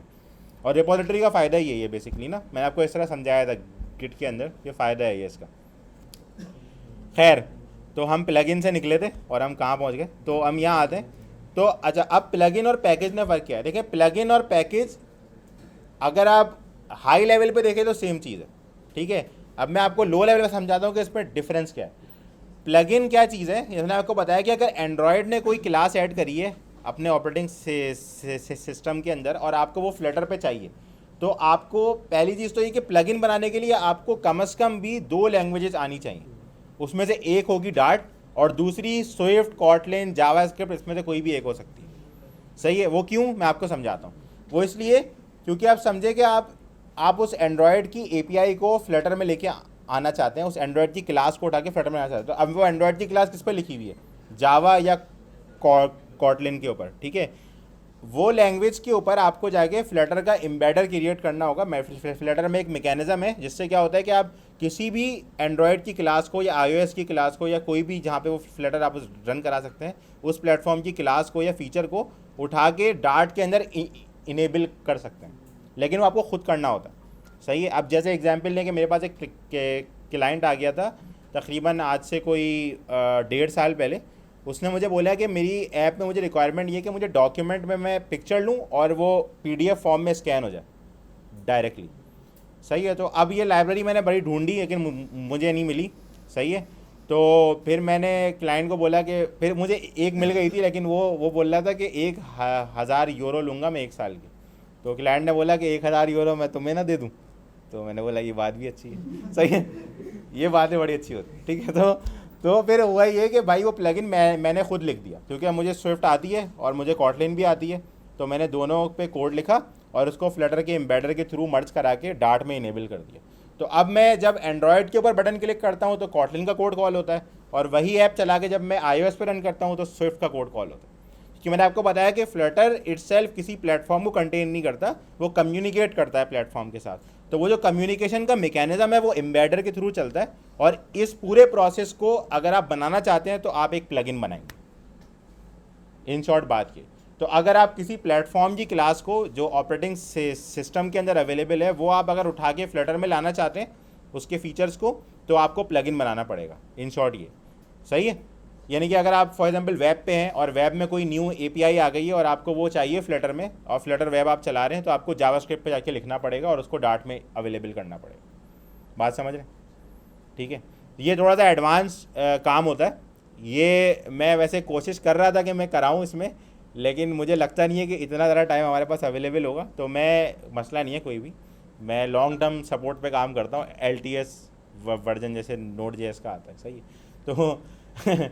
तो उसके ऊपर जो है मैं ये करूँगा कि मैं इसकी अलग से वीडियो बना के डाल दूँगा यूट्यूब पे। सही है। तो आप लोग वहाँ से भी इसको कर सकते हैं। बाकी सवालात तो आपको पता है। सही है। तो सही है। अच्छा, अब पैकेज वाले मामले पे आते हैं। ठीक है। पैकेज क्या होता है? पैकेज होता है सादा खुशबू डार्ट का कोड, जिसके अंदर कोई एंड्रॉयड, कॉटलिन, स्विफ्ट कोई मंजन नहीं हो। सही है। आपने सिर्फ ऐसा कोड लिखा हो जो सिर्फ डार्ट के ऊपर बेस करता हो, उसके अंदर कोई प्लेटफॉर्म का काम ना हुआ हो। यानी कि कोई भी ऐसा मैकेनिज्म हो सकता है। फॉर एग्जांपल आपने लिख दिया कि यार जैसे मैंने आपको बताया कि नेम इनिशियल्स वाला काम कर सकते हैं आप। अब ये काम सिर्फ डार्ट से हो जाएगा आपका, इसके लिए आपको कोई प्लेटफॉर्म की एपीआई नहीं कॉल करनी पड़ेगी। समझ रहे हैं? तो ये काम जो आपका बनेगा ये क्या कहलाएगा? पैकेज, जिसमें सिर्फ डार्ट हो। इसका फ़ायदा क्या होता है कि पैकेज जब आप अपलोड करेंगे ना, तो वो आपका वेब पे, मैक ओएस पे, विंडोज़ पे, एंड्रॉयड पे, iOS पे ऑटोमेटिकली सपोर्टेड हो जाएगा, क्योंकि वो डार्ट पे है। जहाँ जहाँ डार्ट चल रही है वहाँ वो सपोर्टेड है। बात समझ रहे हैं? जबकि प्लगइन में मसला ये होता है कि वो जिस प्लेटफॉर्म का आपने कोड लिखा होगा सिर्फ वहीं अवेलेबल होगा। जैसे आपने अगर लिख दिया एंड्रॉयड का कोड, तो आपका प्लगइन अगर कोई बंदा उठा के चलाएगा iOS के ऊपर तो वो क्रैश कर जाएगा कि भाई इसकी तो इम्प्लीमेंटेशन नहीं हुई हुई iOS के ऊपर। समझ रहे हैं? जैसे आप एंड्रॉयड डेवलपर, दोनों लिखना पड़ेगा। तो इसके लिए आपको दोनों लैंग्वेजेस आनी चाहिए, और अगर नहीं आती तो सीखनी पड़ेंगी और फिर सीख के करना पड़ेगा। देखिए ऐसी बातें पूछते नहीं है, सही है। जैसे अगर प्रोग्रामिंग कॉन्सेप्ट नहीं कोई मसला नहीं है। देखिए आपके अगर प्रोग्रामिंग कॉन्सेप्ट है, मैं आपको बता रहा हूँ, आप लैंग्वेज की ट्यूटोरियल देखेंगे आपको एग्जैक्टली समझ आ जाएगा आप क्या कर रहे हैं। और असल में डार्ट जो है ना काफ़ी ज़्यादा सिमिलर है मॉडर्न लैंग्वेजेस से, ठीक है। आप कॉटलिन का ले लें एग्जाम्पल, आप स्विफ्ट की ले लें एग्जाम्पल। ये नहीं बोलूँगा कि मैं 90% सिमिलर है, लेकिन आप समझ लें कि 45 to 50% जो है वो सेम है, सही है। बाकी जो चीज़ें हैं वो आपको सिंटैक्स के हिसाब से देखनी पड़ेंगी उनके, और उनके कॉन्सेप्ट भी थोड़े से चेंज हो जाते हैं कहीं कहीं पे, तो वो आपको देखने पड़ेंगे। लेकिन कोई ज़्यादा ऐसा कॉम्प्लेक्स नहीं काम होता। अगर आपको सिंपल प्लगइन बनाना है, जैसे मैंने डॉक्यूमेंट वाला बनाया था, मैं आपको बताया, तो उसने मैंने पता है क्या किया था, मैंने सबसे पहले ढूंढा कि भाई एंड्रॉयड पे कोई ऐसी लाइब्रेरी अवेलेबल है अगर मैं फ्लटर को हटा दूँ, तो मुझे एक मिली और वो ये काम कर रही थी। फिर मैंने ढूंढा iOS पे कोई ऐसी अवेलेबल है, वो भी मिल गई। अब मैंने उन दोनों लाइब्रेरीज़ को एंड्रॉयड के प्रोजेक्ट में इंस्टॉल किया, एक iOS के प्रोजेक्ट में इंस्टॉल किया, उसके ऊपर फ्लटर का एम्बेडर लेगा और उसको कनेक्ट कर दिया। तो मुझे एक्चुअली पूरी लाइब्रेरी नहीं लिखनी पड़ी, मुझे उसका सिर्फ जो ब्रिजिंग वाला काम था वो लिखना पड़ा, जो फ्लटर में उसको अवेलेबल कर। तो अच्छा काम है ना, वो लोग प्लगइन अपडेट करेंगे, मेरे पास भी अपडेट हो जाएगा, मैं पूरा प्लगइन संभालूँ, उससे अच्छा ये वो लोग संभाल लें। तो ये है ना, फ़ायदा नहीं है ना उसका, थोड़ा सा व्हील री इन्वेंट करने का कोई फ़ायदा नहीं है। तो ये वाली बात तो जो है ना, ये मसला है। तो पैकेज की कहानी सबको समझ में आ गई। अच्छा मैं समझाया इसलिए रहा हूँ डिटेल में, ताकि कभी आपको अगर कोई रिक्वायरमेंट दे ऐसी तो आपको समझ आ जाएगा आपको क्या करना है, ठीक है। लंबी करने का मकसद ये। मॉड्यूल, ये बड़ी इंटरेस्टिंग चीज़ है, इसमें आपको प्लगइन से भी हाई लेवल का एक्सपीरियंस चाहिए, ठीक है। ये बिल्कुल ना, मतलब समझ लें कि लिविंग ऑन दी एज वाला काम है। ये ऐसा सीन है कि आप एक iOS डेवलपर हैं या आप एक एंड्रॉयड डेवलपर हैं और आपकी ज़िंदगी खुशहाल चल रही थी अभी तक, लेकिन एक दिन एक क्लाइंट आया और उसने बोला बड़े मज़े आ रहे हैं, अभी काम देता हूँ। तो उसने बोला कि भाई आपको क्या करना है कि मैंने ना एक फ्लटर वाले बंदे से एप्लीकेशन बनवाई थी, बड़ी ज़बरदस्त चल रही है वो, आपकी तो एप्लीकेशन में बड़े मसले आते हैं, सही है। तो वो ये करते हैं क्लाइंट वैसे ऐसे ना हरकतें, तो वो मतलब वो एक प्लेटफॉर्म पे लिख रहा है यार, ये भी तो देखो सही है। तो ये देखते नहीं है ना, खैर चलो तो अलग कहानी। तो हम आते हैं तो उसमें क्या होता है कि अब वो फ्लटर की ऐप चल रही है, ठीक है। अब वो बंदा बोल रहा है कि भाई फ्लटर की ऐप से कुछ स्क्रीन्स या पूरी ऐप उठा के मेरी इस ऐप के अंदर ले आओ जो स्विफ्ट पे या एंड्रॉयड पे चल रही है, सही है। तो अब आएगा मॉड्यूल, आप as a module project create करेंगे उस एंड्रॉयड के अंदर इसको, और उस मॉड्यूल में फ्लटर का मॉड्यूल प्रोजेक्ट अटैच कर देंगे। तो आप अपने कॉटलिन के कोड से जब नेक्स्ट स्क्रीन कॉल करेंगे तो वो फ्लटर की खुलेगी और आपकी ज़िंदगी सुकून में आ जाएगी। जी नहीं, ये प्लगइन नहीं हुआ। देखिए प्लगइन तो क्या कर रहा है कि प्लेटफॉर्म की एपीआई उठा के आपको दे रहा है। इसमें क्या है कि प्लेटफॉर्म के साथ आप फ्लटर को जोड़ रहे हैं एज अ व्यू, पूरी एप्लीकेशन। बात समझ रहे हैं? जैसे एग्जांपल लें कि आपने एक ऐप बनाई थी इंस्टाग्राम टाइप पूरी, ठीक है।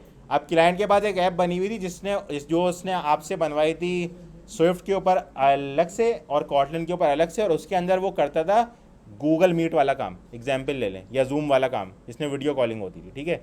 अब इंस्टाग्राम में तो नहीं हो रहा वो, जिसमें जैसे आप क्लास अटेंड करें ये करें, वो नहीं होता ना। और बोल रहा है भाई आपने ये काम तो किया, बड़ा ज़बरदस्त चल रहा है, बड़ा अच्छा चल रहा है, लेकिन वो वाला काम मुझे इसमें चाहिए, सही है। तो अब आप दोबारा तो नहीं लिखेंगे यहाँ पे, आप बोलेंगे नहीं भाई आपको 10 महीने लगेंगे दोबारा वो इंस्टाग्राम की एप्लीकेशन यहाँ बनाने में, iOS के ऊपर, पे 10 महीने एंड्रॉयड के ऊपर। वो बोलेगा भाई क्यों लिख रहा है, वो लिखा हुआ तो है, वो वाला यूज़ करना। क्योंकि क्लाइंट ये क्लाइंट का कॉन्सेप्ट क्या है उसको नहीं पता, वो ही बोलेगा भाई वो भी कोड है ये भी कोड है, इसको मर्ज करके दो मुझे। तो कैसे करोगे? मॉड्यूल से। प्लगइन क्या है कि वो फीचर ला के दे रहा है आपको, खाली वो पूरी एप्लीकेशन अटैच नहीं करेगा। बात समझ रहे? एक एक फीचर करके प्लगइन बनता है। जैसे आपको कैमरा एक्सेस करना है, जैसे आप फॉर एग्जांपल लें कि iOS में एक रिक्वायरमेंट आई थी मेरे पास, अभी मेरे पास iPhone 12 नहीं था, गरीब आदमी हूँ मैं, तो मैंने वो रिक्वायरमेंट छोड़ दी। तो वरना वो बड़ी अच्छी रिक्वायरमेंट थी। उसमें यह था कि iPhone 12 और 13 के अंदर एक सेंसर आता है, लाइडार सेंसर, जिससे आप पूरा रूम भी स्कैन कर सकते हैं, ऑब्जेक्ट्स स्कैन कर सकते हैं। उस लाइडार सेंसर को एक्सेस करना था फ्लटर में। तो बड़ा इंटरेस्टिंग काम था, मुझे तो बड़ा मज़ा आ रहा था देख के, लेकिन आईफोन नहीं था। मैंने कहा मैं आईफोन ख़रीदूँ तो पूरे प्रोजेक्ट के पैसे पूरे हो जाएंगे, तो डबल इक्वल टू ज़ीरो हो जाएगा, सही है। तो मैंने बोला कोई फ़ायदा नहीं है, सही है, मतलब मज़ा तो आएगा लेकिन जो है वो कुछ बेनिफिट भी हो ना साथ में, सही है। नहीं, एमुलेटर में लाइडर सेंसर कहाँ से लाऊंगा? वो उसके कैमरे का हार्डवेयर है ना, तो हार्डवेयर लेवल चीज़ नहीं लेके आ सकता ना एमुलेटर पे, ये मसला। तो खैर, तो ये होता है प्लगइन वाला काम कि मैं एक फीचर उठा के लेके आ रहा हूँ फ्लटर में। अब मैं बोल रहा हूँ पूरी ऐप बनी है फ्लटर पे, वो ले आओ उठा के, तो ये तो अलग कहानी है ना। इसका आप प्लगइन कैसे बनाएंगे? समझ रहे ना बात? हाँ, इसमें हम एग्जिस्टिंग एंड्रॉयड ऐप या iOS ऐप या मैक ओएस ऐप या वेब ऐप के साथ अपनी फ्लटर ऐप को मर्ज कर देंगे। तो यूज़र को ये लगेगा कि वही ऐप चल रही है मेरी, लेकिन एक्चुअली अंदर दूसरी ऐप खुल गई होगी, थक लाई। सही। हाँ, आई फ्रेम वाला काम समझ लें एक तरीके से, क्योंकि होगा वैसे वही वाला काम। अगर आप इसको थ्योरेटिकली देखें तो वही काम होगा कि आपकी फ्लटर की एप्लीकेशन जब अटैच होगी, मैं आपको बताया था कि एक कैनवस बन जाता है और वो कैनवस के ऊपर आपकी फ्लटर की ऐप चल रही होती है। तो वो कैनवस आप आई फ्रेम एज्यूम कर लें, अगर किसी को आई फ्रेम का पता है, HTML वाली मामला हैं थोड़े ही। सही है, तो जो है ये है सिनेरियो। सही है, तो मॉड्यूल में ये होता है कि आपकी एग्जिस्टिंग एप्लीकेशन ने फ्लटर की एप्लीकेशन आप चिपका सकते हैं, और पैकेज में क्या होता है सिर्फ डार्ट का कोड। प्लगइन में क्या होता है, एक एक फीचर अगर आपको प्लेटफॉर्म से उठा के लाना है डार्ट में, तो उसका कोड। मॉड्यूल में भी हमें कोई कोडिंग करनी होगी या फिर बहुत, मॉड्यूल में तो सबसे ज़्यादा कोड है, अल्लाह माफ़ करे। मॉड्यूल से ज़्यादा कोड तो किसी में नहीं है, क्योंकि आपको पहले iOS या एंड्रॉयड डेवलपर होना है, तभी तो आपके पास होगी ऐप, तभी तो आप उसका मॉड्यूल बना के डालोगे। सही है, तो स्केलेटन नहीं पता भाई। सही है, मादरत, ये मुझे देखना पड़ेगा, ये पता नहीं क्या मंजन लाए ये लोग। सही है, पढ़ना पड़ेगा इसके बारे में, बड़ी पढ़ाई है यार, अल्लाह माफ़ करे।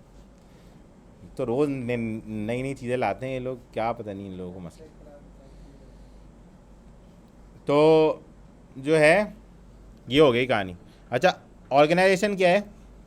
ये होता है आपका ऐप का पैकेज नेम, एंड्रॉयड के ऊपर, iOS के ऊपर इसको हम बंडल आईडी बोलते हैं, और same thing for Mac OS. Windows के ऊपर क्या बोलते हैं मुझे नहीं पता, क्योंकि विंडोज़ से मैं दूर रहता हूँ। ठीक है, तो ये मामला आते हैं। ठीक है, अच्छा, पैकेज नेम क्या होता है मैं आपको दिखाता हूँ। ठीक है, जिसको नहीं भी पता तो उसको क्लियर हो जाएगा बिल्कुल कि पैकेज नेम क्या होता है। पैकेज नेम से ज़्यादा इंपॉर्टेंट चीज़ ऐप में कुछ नहीं होती। सही है, क्योंकि ऐप वहीं से स्टार्ट होती है। अभी देखें, मैं आपको दिखाता हूँ, जैसे मैं ये वाली ऐप खोल लेता हूँ, गूगल गो, पता नहीं क्या करती है, खैर। तो यहाँ देखें आप, URL के अंदर आपके पास एक आईडी डली हुई है, देख रहे हैं? सही है, देखिए com.google.android.apps.searchlight। ये जितनी लंबी आप करना चाहें कर सकते हैं यहाँ पे, लेकिन जो है जनरली क्या होता है कि आप यहाँ पे लिखते हैं अपना डोमेन नेम उल्टा। फॉर एग्जांपल, अगर आपकी कंपनी का नाम है abc.com, तो यहाँ आप लिखेंगे com.abc और फिर डॉट आपकी ऐप का नाम। सही है, तो com.example से गुरेज कीजिएगा, प्रोजेक्ट बनाते वक्त ही इसको चेंज कर लें तो आपकी लाइफ में सुकून रहेगा। वरना अगर आप इसको बाद में चेंज करने आएंगे तो आपके लिए बड़े मसले मसाइल होने वाले। मैं आपको दिखाता हूँ कैसे होते हैं, लेकिन वो मसले मसाइल जो है ना लंबे होते हैं, क्योंकि उसके लिए आपको फिर iOS से भी चेंज करना है, तो आपको मैक ओएस चाहिए होगा, फिर आपको एक्सकोड में खोलना पड़ेगा, आपको बंडल आईडी चेंज करनी पड़ेगी। अगर आप वहाँ नहीं खुलना चाहते तो आपको ग्रैप यूज़ करके उसको रिप्लेस करना पड़ेगा, और वो भी नहीं करना चाहते तो फाइंड एंड रिप्लेस करना पड़ेगा, जो कि थोड़ा सा ख़तरनाक है। तो इसलिए मामलात यही है कि आप यहाँ से चेंज कर लें, इन शॉर्ट। सही है, लंबी ना करें। और अगर आपको फिर भी बाद में चेंज करना पड़े तो फिर आपको मैनुअल तरीके पे जाना पड़ेगा, जो अभी मैं लंबी कर रहा था। सही है, वही सीन। तो होता है, कभी कभी होता है ना भाई, क्लाइंट आ गया, उसने बोला नहीं नहीं नहीं नहीं, ये तुम्हारी कंपनी का नाम क्यों है, जब तो मेरी कंपनी का नाम हो। ऐसे भी होता है क्या? जूम में कर देता हूँ, ये रहा जूम भाई, फुल जूम कर दिया माशाल्लाह। ठीक है, तो ये हो गया ऑर्गेनाइजेशन वाला काम। ठीक है, तो हम यहाँ पे लिख देते हैं com.tech-idara.first filter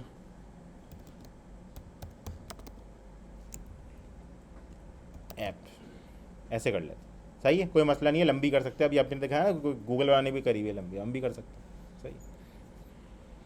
अच्छा भाई, अब ये जो आपसे बातें कर रहे हैं ना नीचे, ये बड़ी इंपॉर्टेंट बातें हैं भाई, ये आपकी ज़िंदगी बदल सकती हैं, मैं आपको बता रहा हूँ, अगर आपने गलत सेलेक्ट करा था।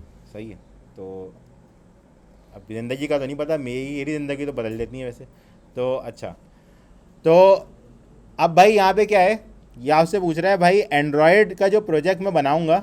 अच्छा, मैंने आपको बताया ना अभी कि जब फ्लटर का प्रोजेक्ट क्रिएट होगा तो जितने प्लेटफॉर्म आप सेलेक्ट करेंगे ना, उन सब के ही प्रोजेक्ट क्रिएट होंगे। तो कोई आमिल बंगाली नहीं है यहाँ पे यहाँ पे ये हो रहा है कि आपका जो प्रोजेक्ट है उसके साथ नए प्रोजेक्ट क्रिएट हो रहे हैं और वो फ्लटर से लिंक हो रहा है। तो आप फ्लटर का कोड लिख रहे हैं और वो फिर पाइपलाइंस के थ्रू उन सब में कनेक्ट हो रहा है। ठीक है, वो एक प्रोसेस है, मैं आप लोगों को समझा दूंगा, कोई मसला नहीं है। ठीक है, तो अब आपने फॉर एग्जांपल सेलेक्ट किया Android, iOS, Linux, Mac OS, आप सब सेलेक्ट कर दें। सही है, वैसे मत कीजिएगा, बिला वजह पंचायत में फंसने का फ़ायदा नहीं है। तो अभी हम फिलहाल विंडोज़ हटा रहे हैं क्योंकि मेरे विंडोज़ का कोई SDK नहीं है, बिला वजह वो पंगे करेगा। सही है, वेब रहने देते हैं। सही है, मैक ओएस रहने देते हैं, लिनक्स हटा देते हैं, लिनक्स पे अभी रन कर नहीं सकते तो कोई फ़ायदा ही नहीं है उसका। ठीक है, तो ये मामला है। अच्छा, ये आप बाद में भी ऐड कर सकते हैं। अगर आपने फॉर एग्जांपल एंड्रॉयड और iOS सेलेक्ट करके बनाया था प्रोजेक्ट और आपको कल को क्लाइंट आके बोल रहा है मैंने फ्लिटर की वेबसाइट पे देखा है, वहाँ पे वेब पे भी चलता है बेटा, सही है, बना के दो उधर, तो वो आप बोले अच्छा मैं बना दूंगा, नाराज़ क्यों हो रहा है। सही है, तो आप जो है उसके अंदर इनेबल कर सकते हो, उसका भी ऑप्शन है। ठीक है, कमांड से हो जाता है। फ्लिटर की क्रिएट डॉट लिखना पड़ता है और उसमें आपको आर्ग्यूमेंट देना पड़ता है, मुझे याद नहीं आ रहा आर्ग्यूमेंट। सही है, आर्ग्यूमेंट देख लेना गूगल कर। कोड में चेंजिंग नहीं करनी पड़ेगी अनलेस कि ऐसा आपने कोई प्लगइन ना यूज़ किया हो जो वेब पे सपोर्टेड ना हो। जैसे मैंने आपको दिखाया ना कि प्लगइन्स के आगे iOS एंड्रॉयड लिखा हुआ था, तो कुछ प्लगइन ऐसा, जैसे मेरा प्लगइन है अभी डॉक्यूमेंट स्कैनिंग वाला, वो वेब पे सपोर्टेड नहीं है क्योंकि मुझे वेब के लिए कोई उसकी जुगाड़ नहीं मिल रही। सही है, तो अभी फिलहाल मैंने उसको वेब पे नहीं बनाया क्योंकि मैं पूरा प्लगइन लिखना नहीं चाह रहा, ओपन CV डालूँ और लंबी करूँ। तो मैं चाह रहा हूँ कि किसी का बनावा और उसको मैं उसके अंदर पोर्ट कर दूँ ताकि वो अपडेट करे तो मेरा भी अपडेट हो ना, लंबी ना करूँ क्योंकि इतनी मेंटेनेंस मैं कर नहीं सकता ना, टाइम नहीं है मेरे पास। तो ये मसला, तो इस तरह के मामला देखने पड़ते हैं। अभी ऐसे आपने कोई प्लगइन ऐसा इंस्टॉल कर लिया जो वेब पे सपोर्टेड नहीं था, आप वेब पे रन करोगे वो फट जाएगा कि भाई ये तो नहीं है, ऐसा नहीं होता। सही है, ऐसे ही लिनक्स, मैक ओएस, वेब और विंडोज़ भी है। वो सॉरी, वेब तो मैंने बता दिया, मैक ओएस और विंडोज़ भी है।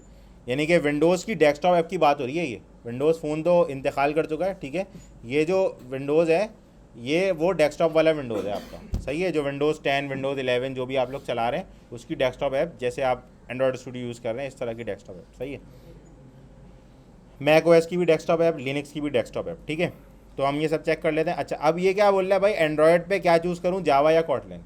अब मामलात ये हैं थोड़े से कि भाई पहले ज़माने में ये हुआ था एंशियंट, सही है, 2000 BC में हुआ था ये। नहीं इतना पीछे नहीं जाते। सही है, 8 साल पीछे चले जाते हैं, 6 साल चले जाते हैं। चलो, तो पहले होता था कि भाई एंड्रॉयड में सादा खुशबू एक ही लैंग्वेज होती थी कि जावा पे लिखो वरना जाओ। सही है, जावा। सही है, तो और iOS में क्या होता था भाई, ऑब्जेक्टिव सी। ठीक है, जिस वजह से जो है ना वो दोनों डेवलपर आपस में टकराते नहीं थे। ऑब्जेक्टिव सी वालों को जावा का कोड समझ नहीं आता था, जावा वालों को ऑब्जेक्टिव सी वालों का कोड समझ नहीं आता था। सही है, तो वो दोनों अपनी अपनी जॉब पे लगे हुए थे सुकून से। लेकिन फिर भाई मसला हुआ इन लोगों ने बोला ओरेकल वाले बड़ा मसला कर रहे हैं हमारे साथ, जो है ना वो गंदे ईमेल्स कर रहे हैं हमें और प्रॉब्लम हो रही है। तो उन्होंने बोला कि भाई कुछ जुगाड़ निकालो। तो ये जेटब्रेन्स वाले थे ना, इन्होंने बोला भाई हमने आईडी तो बना के दिया है आपको, क्योंकि ये एंड्रॉयड स्टूडियो जेटब्रेन्स नहीं बनाया था। सही है, और फिर गूगल वालों ने बोला कि तो आपकी team control A, control X, control V कर लो हमारी कंपनी में। तो उन्होंने उसको उठा के अपने लाइसेंस के अंडर कर लिया। बट जो इसके अंदर प्लेटफॉर्म यूज़ होता है वो जेटब्रेन्स का यूज़ होता है। जेटब्रेन्स के बारे में सबको मालूम है, नहीं पता? किसको नहीं पता? अच्छा चलो बता दो। जेटब्रेन्स क्या है, ब्रेन में जेट नहीं लगा हुआ उनके, लेकिन उनके लगा हुआ भी हो सकता है भाई, क्योंकि बड़े जो है ना चालाक लोग हैं वो लोग। सही है, jetbrains.com पे आप जाएंगे। अच्छा, ये वो कंपनी है जो इस वक्त ना आप समझ लो कि वर्ल्ड के लीडिंग IDEs बना रही है। IDEs means integrated development environment. ठीक है, इसको इंटीग्रेटेड डेवलपमेंट इन्वायरमेंट का आप अगर सिंपल फॉर्म में मतलब समझना चाहते हैं तो ये है कि जहाँ आप कोड लिख रहे होते हैं वो डेवलपमेंट इन्वायरमेंट वो आपको मिल जाता है। सही है, तो ये हर लैंग्वेज के ऊपर तकरीबन काम कर चुके हैं IDEs में। सही है, लेकिन इनके IDEs बहुत महंगे हैं, अल्लाह माफ़ करे। मैं जो स्टूडेंट लाइसेंस के ऊपर चेपी लगा के चला रहा हूँ, तो क्योंकि क्रैक नहीं हो रहा है अब ना, बड़ा मसला किया हुआ है इन लोगों ने, क्योंकि असल में ऑथेंटिकेट होते हैं क्लाउड से, तो इनको क्रैक करना भी उतना ही अजाब है। सही पता ना, उनके दिमाग में जेट लगा हुआ है तो उनको हमसे ज़्यादा पता है, हमें नहीं पता उतना। सही है, तो ये मसला है। तो खैर, तो ये वो कंपनी है जिन्होंने एंड्रॉयड स्टूडियो का बेस बनाया। अब इनके कोई भी IDE इंस्टॉल करेंगे ना उसका एनवायरनमेंट एंड्रॉयड स्टूडियो जैसा ही होगा, सेम। सही है ना, तो इनका एक प्लेटफॉर्म है जिसको हम कहते हैं आइडिया प्लेटफॉर्म। उस आइडिया प्लेटफॉर्म से इनहेरिट होकर सारे IDEs बनते हैं इनके, एंड्रॉयड स्टूडियो उसमें से एक है। ठीक है, तो इन्होंने बोला भाई कि जेट ब्रेन्स वालों को कि भाई कुछ जुगाड़ निकालो, तो उन्होंने क्या करा, उन्होंने लैंग्वेज बना दी। देख रहे हो कैसे कैसे कैसे सोल्यूशन, हम यहाँ पे ऐप नहीं बना रहे, इधर लैंग्वेज बना रहा है अगला बंदा। बता, चलो कोई नहीं। तो जो है उन्होंने लैंग्वेज बना दी। उन्होंने 2011 में कॉटलिन अनाउंस की थी पहली बार पब्लिकली। अच्छा, उन्होंने कॉटलिन बेसिकली बनाई किस लिए थी, मैं आपको बता देता हूँ थोड़ा सा, जो मैंने थोड़ा बहुत पढ़ा था। आपके पास कोई और इन्फॉर्मेशन हो तो उसको एरे मर्ज कर लीजिएगा। तो हुआ ये था कि इनके ना आईडीज़ जो है ना, इनके अंदर प्लगइन्स बनते हैं। सही है, ऐसे एंड्रॉयड स्टूडियो में फ्लटर का प्लगइन इंस्टॉल हो रहा है, ये हो रहा है। तो उन्होंने प्लगइन बनाने के लिए एक लैंग्वेज लिख दी थी अपनी। देख रहे हैं आप कितना लेवल चल रहे हैं, लगना मतलब अपना ऐप का प्लगइन बनाने के लिए भी एक लैंग्वेज बनाई है माशाल्लाह। उनका लैंग्वेज बनाने के लिए भी एक आईडी है, उससे आप अपनी भी बना सकते हैं। सही है, लैंग्वेज।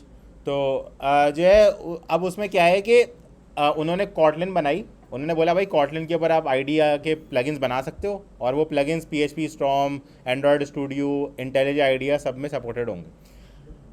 तो ये लैंग्वेज जो थी इनकी, असल में इनके जो आईडीज़ हैं उनका बेस जो है वो जावा के ऊपर है। सही है, बेस इनका जावा के ऊपर है। तो इनके जो कॉटलिन थी लैंग्वेज, वो इंटर ऑपरेबल थी जावा के साथ, यानी कि जावा और कॉटलिन मिल के चल सकते हैं। तो गूगल वालों ने बोला कि भाई ये जो आपकी लैंग्वेज है ये बड़ी अच्छी लग रही है हमें, तो आप कुछ मामला बना दो इसके साथ। तो उन्होंने क्या करा, असल में देखिए मैं आप लोगों को थोड़ा सा जावा के बारे में समझा देता हूँ ताकि आप लोगों को मामला क्लियर हो जाए। सही है, होता क्या है कि जावा जो है हमारे पास, टाइम कितना है वैसे हमारे पास, अरे बहुत टाइम है ज़िंदगी में, ठीक है आराम से समझेंगे, ठीक है। तो हम लोग जो है समझते हैं जावा के बारे में थोड़ा सा। जावा क्या है, देखें मैंने आपको बताया था कि जावा जब हम लोगों ने इनिशियल क्लासेस में थे हम लोग, तो मैंने आप लोगों को पूरा लैंग्वेज का फ्लो समझाया था कि किस तरह लैंग्वेजेस बनती हुई आई हैं। तो अब अगर आप जावा को देखें तो जावा का मकसद है कि एक जगह कोड लिखो और सब जगह चलाओ, ठीक है। तो ये वाला कोड का सिनेरियो ऐसे बनता है कि JVM आता है बीच में, मैंने बताया था। जो JVM ये काम करता है कि जावा के कोड को उठा के मशीन पे रन कराता है, जो कि इसको हम बाइट कोड बोलते हैं। बाइट कोड उठा के मशीन कोड में ट्रांसलेट करता है। तो जावा जब भी आप कंपाइल करते हैं तो बाइट कोड बनता है और फिर वो JVM में जाके मशीन कोड में चलता है। तो उन्होंने कॉटलिन को भी यही करा कि कॉटलिन बाइट कोड जनरेट करती है और वो JVM में जाती है और फिर JVM से ट्रांसलेट होकर मशीन कोड में चल जाती है। पहला काम तो उन्होंने ये करा कॉटलिन के साथ। सही है, तो इसलिए कॉटलिन जावा के साथ जो है वो बग़ैर किसी फड्डे के चल जाती है, ठीक है। तो उन्होंने बोला कि भाई कॉटलिन बनाते हैं। अच्छा, कॉटलिन बहुत मॉडर्न लैंग्वेज है भाई, अल्लाह माफ़ करे। सही है, जावा जैसी तो बिल्कुल नहीं है, ठीक है। कॉटलिन में फुली फंक्शनल भी है, फुली ऑब्जेक्ट ओरिएंटेड भी। जैसे अभी हमने डार्ट के अंदर देखा हमारा दिमाग घूम गया था, ऐसे कॉटलिन में इससे ज़्यादा दिमाग घूम सकता है आपका। तो मतलब बहुत चीज़ें कॉटलिन के अंदर ना, तो डार्ट के अंदर भी बहुत चीज़ें, ऐसा नहीं है, लेकिन कॉटलिन के अंदर भी और ज़्यादा चीज़ें हैं। तो कॉटलिन जो है इन्होंने बनाई, ठीक है। और कॉटलिन को इन्होंने फिर 2017 वाले गूगल I/O के अंदर, जो 16 या 17 में मुझे याद नहीं एग्जैक्टली, उसके अंदर इन्होंने गूगल की official first class language Android के लिए अनाउंस कर दी कि भाई जावा को कटा दो। कटाओ कैसे, कि ऐसे नहीं कि बस भाई जो जावा पे लिख रहा था उसके बाद चलना बंद हो जाए, ऐसे नहीं। वो बोलेगा अबे भाई कल प्रोजेक्ट देना है, क्या कर रहे हो। सही है, तो वो उन्होंने किया ये कि उन्होंने बोला भाई इंटर ऑपरेबल है ना, तो हम इसको फर्स्ट क्लास लैंग्वेज कर रहे हैं। अब जो आप कोड लिखोगे वो आप कोशिश करो आप कॉटलिन पे लिखो, जावा का कोड ना लिखो। सही है, तो उससे क्या हो गया कि भाई डेवलपर आना शुरू हो गए कॉटलिन की तरफ। अब इसके कंपैरिजन में आया एप्पल भाई साहब। एप्पल ने बोला भाई हमारे साथ तो तुमसे भी ज़्यादा जुल्म हुआ है, क्योंकि ऑब्जेक्टिव सी को तो समझना बड़ा मुश्किल काम है। सही है, वो तो जिन्होंने समझ ली उन्होंने समझ ली। सही है, तो बड़ा मसला है ऑब्जेक्टिव सी का। आपको मैं कोड दिखाऊंगा तो आप लोग बोलेंगे बस छोड़ दो प्रोग्रामिंग ना, वो वाला मसला है। मुझे खुद भी समझ में नहीं आता, मुझे ट्रांसलेट कराना पड़ता है उसको किसी ना किसी से ना। आज तक समझ नहीं आया मुझे, पता नहीं उसका फंक्शन ही कॉल किस तरह होता है, मुझे ये समझ नहीं आया। सही है, पता नहीं क्या स्क्वायर ब्रैकेट @ लगा के लंबाई करनी पड़ती। तो जो है ना ये, तो ऑब्जेक्टिव सी की वजह से मसला ही हो रहा था कि कोई नया बंदा iOS के ऊपर नहीं आ पा रहा था। पहला मसला तो ये था। सही है, और दूसरा मसला ये था कि एप्पल अपने भी प्लेटफॉर्म को ज़्यादा कॉम्प्लेक्स कर नहीं पा रहा था, क्योंकि उनके पास उतनी कैपेबिलिटीज़ नहीं थी लैंग्वेज के अंदर। अब अगर एग्जांपल लें, वो लैंग्वेज ही इतनी कॉम्प्लेक्स है, उसके अंदर वो और कॉम्प्लेक्स कर दें तो वो डेवलपर बोलेगा भाई तुम लिख लो, मैं जा रहा हूँ। सही है, तुम ही लिख लो। तो उन्होंने बोला कि भाई इसका हल ये निकालते हैं, क्योंकि दुनिया बहुत आगे चले गई है, तो हम करते हैं कि हम लोग निकालते हैं स्विफ्ट। तो उन्होंने 2012 के अंदर अनाउंस करी थी स्विफ्ट, कि भाई हम स्विफ्ट लेके आ रहे हैं, ठीक है। अब ये फड्डा चलता रहता है थोड़ा iOS डेवलपर कॉटलिन डेवलपर्स में कि भाई कौन सी पहले आई थी। तो मेरे ख्याल से इस फड्डे का कोई हमारे पास जवाब नहीं बनता, क्योंकि हम दोनों कंपनीज में से किसी एक के एम्प्लॉय नहीं है, तो हमें काम करने से मतलब है, सही है। कोई भी पहले आई हो काम करो, तो इस फड्डे का कोई सही है, ये फजूल फड्डों में नहीं पड़ा करें कि कौन पहले आई थी कौन बाद में आई थी, वो छोड़ दो, सही है। उन्होंने बनाई थी, उन्होंने बना दी, आप काम कर लो, सही है। तो अब क्या है कि स्विफ्ट जो है वो कॉटलिन से 95% मैच करती है तकरीबन। अगर आपने कॉटलिन में से या स्विफ्ट में से कोई भी एक सीख ली ना, तो आपको दूसरी लैंग्वेज ऑटोमेटिकली आती है, समझ लें आप। जब आप लिखना शुरू करेंगे आपको अंदाज़ा हो जाएगा, सही है, तकरीबन सेम है। मतलब मैं बता रहा हूँ, मैंने कॉटलिन सीखी थी तो मुझे स्विफ्ट ऑटोमेटिकली समझ आ गई थी, मुझे कुछ ऐसी मेहनत नहीं करनी पड़ी। और मैंने जो है वो iOS ऐप भी बना ली थी 3 दिन में, छोटी सी, बड़ी नहीं, सही है, ऐसा नहीं है 3 दिन में आमिल बंगाली नहीं हूँ। तो जो है ये है कि आसान है, मतलब मैं समझा रहा हूँ ना आप लोगों के। आपने अगर डार्ट सीखी है ना, ऐसे ही आप डार्ट से दूसरी लैंग्वेज सीखेंगे थोड़ा सा ज़्यादा टाइम लगेगा कॉटलिन पे जाने में, बट ये है कि अगर आप वो कॉटलिन सीख लेंगे तो स्विफ्ट सीख सकते हैं। या अगर आप स्विफ्ट पर पहले सीखना चाहते हैं, अमीर लोग हैं, मैक यूज़ कर रहे हैं, तो वहाँ से आ जाएँ, कोई मसला नहीं है, सही है। तो दोनों मामलात में आपके लिए आसानी हो जाएगी, लेकिन सीखनी ज़रूरी है आप लोगों ने, सही है, क्योंकि फ्यूचर के लिए क्या होगा कि देखें, ज़रूरी इस चैन में कि अभी नहीं कह रहा अभी सीखने बैठ जाए घर जाके, ऐसे नहीं। ये है कि फ्यूचर में मामलात क्या है कि देखें APIs ना रैपिडली आती रहेंगी, सही है, प्लेटफॉर्म की API आती रहेंगी, रिक्वायरमेंट्स आती रहती है क्लाइंट्स की, तो आपको ज़रूरत पड़ सकती है। ये नहीं है कि आप खुद से सीखने बैठ जाए, थोड़ा बहुत एक्सप्लोर कर लें, क्लाइंट की रिक्वायरमेंट आएगी तो आपको थोड़ा बहुत आइडिया हुआ होगा कि यार ये करना है मुझे अप्रॉक्सीमेटली ना, तो आप कर लेंगे। तो ये है कि थोड़ा बहुत आपको लैंग्वेज से आइडिया हो जाएगा। तो ये है, तो भाई यहाँ पे ये है कि आप अगर एंड्रॉयड पे जावा और यहाँ ऑब्जेक्टिव सी सेलेक्ट कर देंगे, तो आपके पास अगर आपको इन केस नेटिव कोड में कोई चेंज करना पड़ा किसी फ्लटर के प्लगइन की चेंज करने की वजह से, फॉर एग्जांपल आप गूगल मैप्स लगा रहे हैं, तो गूगल मैप आपको बोलता है कि आप iOS की appdelegate.m या फिर appdelegate.swift के अंदर जाके एक लाइन पेस्ट करें, जिससे गूगल मैप की इनिशियलाइज हो जाएगी, जिससे आपका लाइसेंस की इनरोल हो जाएगी iOS के अंदर, तो वो आपको करना पड़ता है। अब अगर आप एग्जांपल लें, आप ऑब्जेक्टिव सी सेलेक्ट कर लें, तो आपके यहाँ ऐसा ख़तरनाक कोड दिखेगा आपको वहाँ पे कि आपको समझ नहीं आएगा पेस्ट कहाँ करना है, सही है। तो इसलिए मैं आपको बोलूँगा कि आप यहाँ पे स्विफ्ट सेलेक्ट कर लें, क्योंकि आप लोगों ने डार्ट सीखी हुई है, तो आप लोगों को काफ़ी हद तक लैंग्वेज समझ में आ जाएगी, इसका मैं श्योर हूँ, मैं आपको भी खोल के भी दिखाता हूँ। और एंड्रॉयड पे करें कॉटलिन सेलेक्ट, क्योंकि जो भी न्यू प्लगइन आ रहे हैं वो सारे कॉटलिन पे आ रहे हैं, सही है। जावा को सबने कटाया हुआ है इस वक्त ना, क्योंकि गूगल वालों ने जो है ना गेम इस तरह ही कर दिया ना कि वो हर चीज़ कॉटलिन पे बना के उसका सिंटेक्स डाल लें और उसको बाय डिफॉल्ट सेलेक्टेड भी रखते हैं। तो बंदा जब पहली बार डॉक्यूमेंट खोलता है ना, अबे और कितना सिंपल कोड है, जावा सेलेक्ट करता ये बोलता है अबे भाई कॉटलिन सही था। मतलब जावा में इतना लंबा कोड हो जाता है, कॉटलिन में आपको 3 लाइन का दिख रहा होगा, क्योंकि कॉटलिन इतनी मॉडर्न लैंग्वेज है कि वो सारा है ना बोलती है बस मुझे पता है भाई तुम क्या करो, सही है। रिएक्ट नेटिव का तो अलग ही कहानी है ना। रिएक्ट नेटिव तो ये चल रहा है कि भाई फेसबुक वाले जो थे भाई लोग, उन लोगों ने रिएक्ट JS बनाई थी। उन्होंने बोला यार हमारा फेसबुक की जो वेब एप्लीकेशन है ना, वो बड़ा पंगा करती है संभालने में। भाई नोटिफिकेशन आता है, अगले बंदे को नहीं दिख रहा, अपडेट कैसे होगा अकाउंट, सही अपडेट आता है तो भाई इतनी हम चीज़ें चलाते हैं उसके पीछे कि उसका अगले का ब्राउज़र क्रैश हो जाता है, सही है ना। वो नो नहीं लिखा हुआ आता, ओ स्नैप आता है ना लिखा हुआ, जब रैम आपकी फुल हो जाए ना तो ब्राउज़र बोलता है बस भाई तू जा, सही है, तो वो आ जाता है। तो वो वाले मसलों से बचने के लिए उन्होंने बोला कि भाई कोई ऑप्टिमाइज सोल्यूशन बनाओ, ये क्या मंजन करे हुए।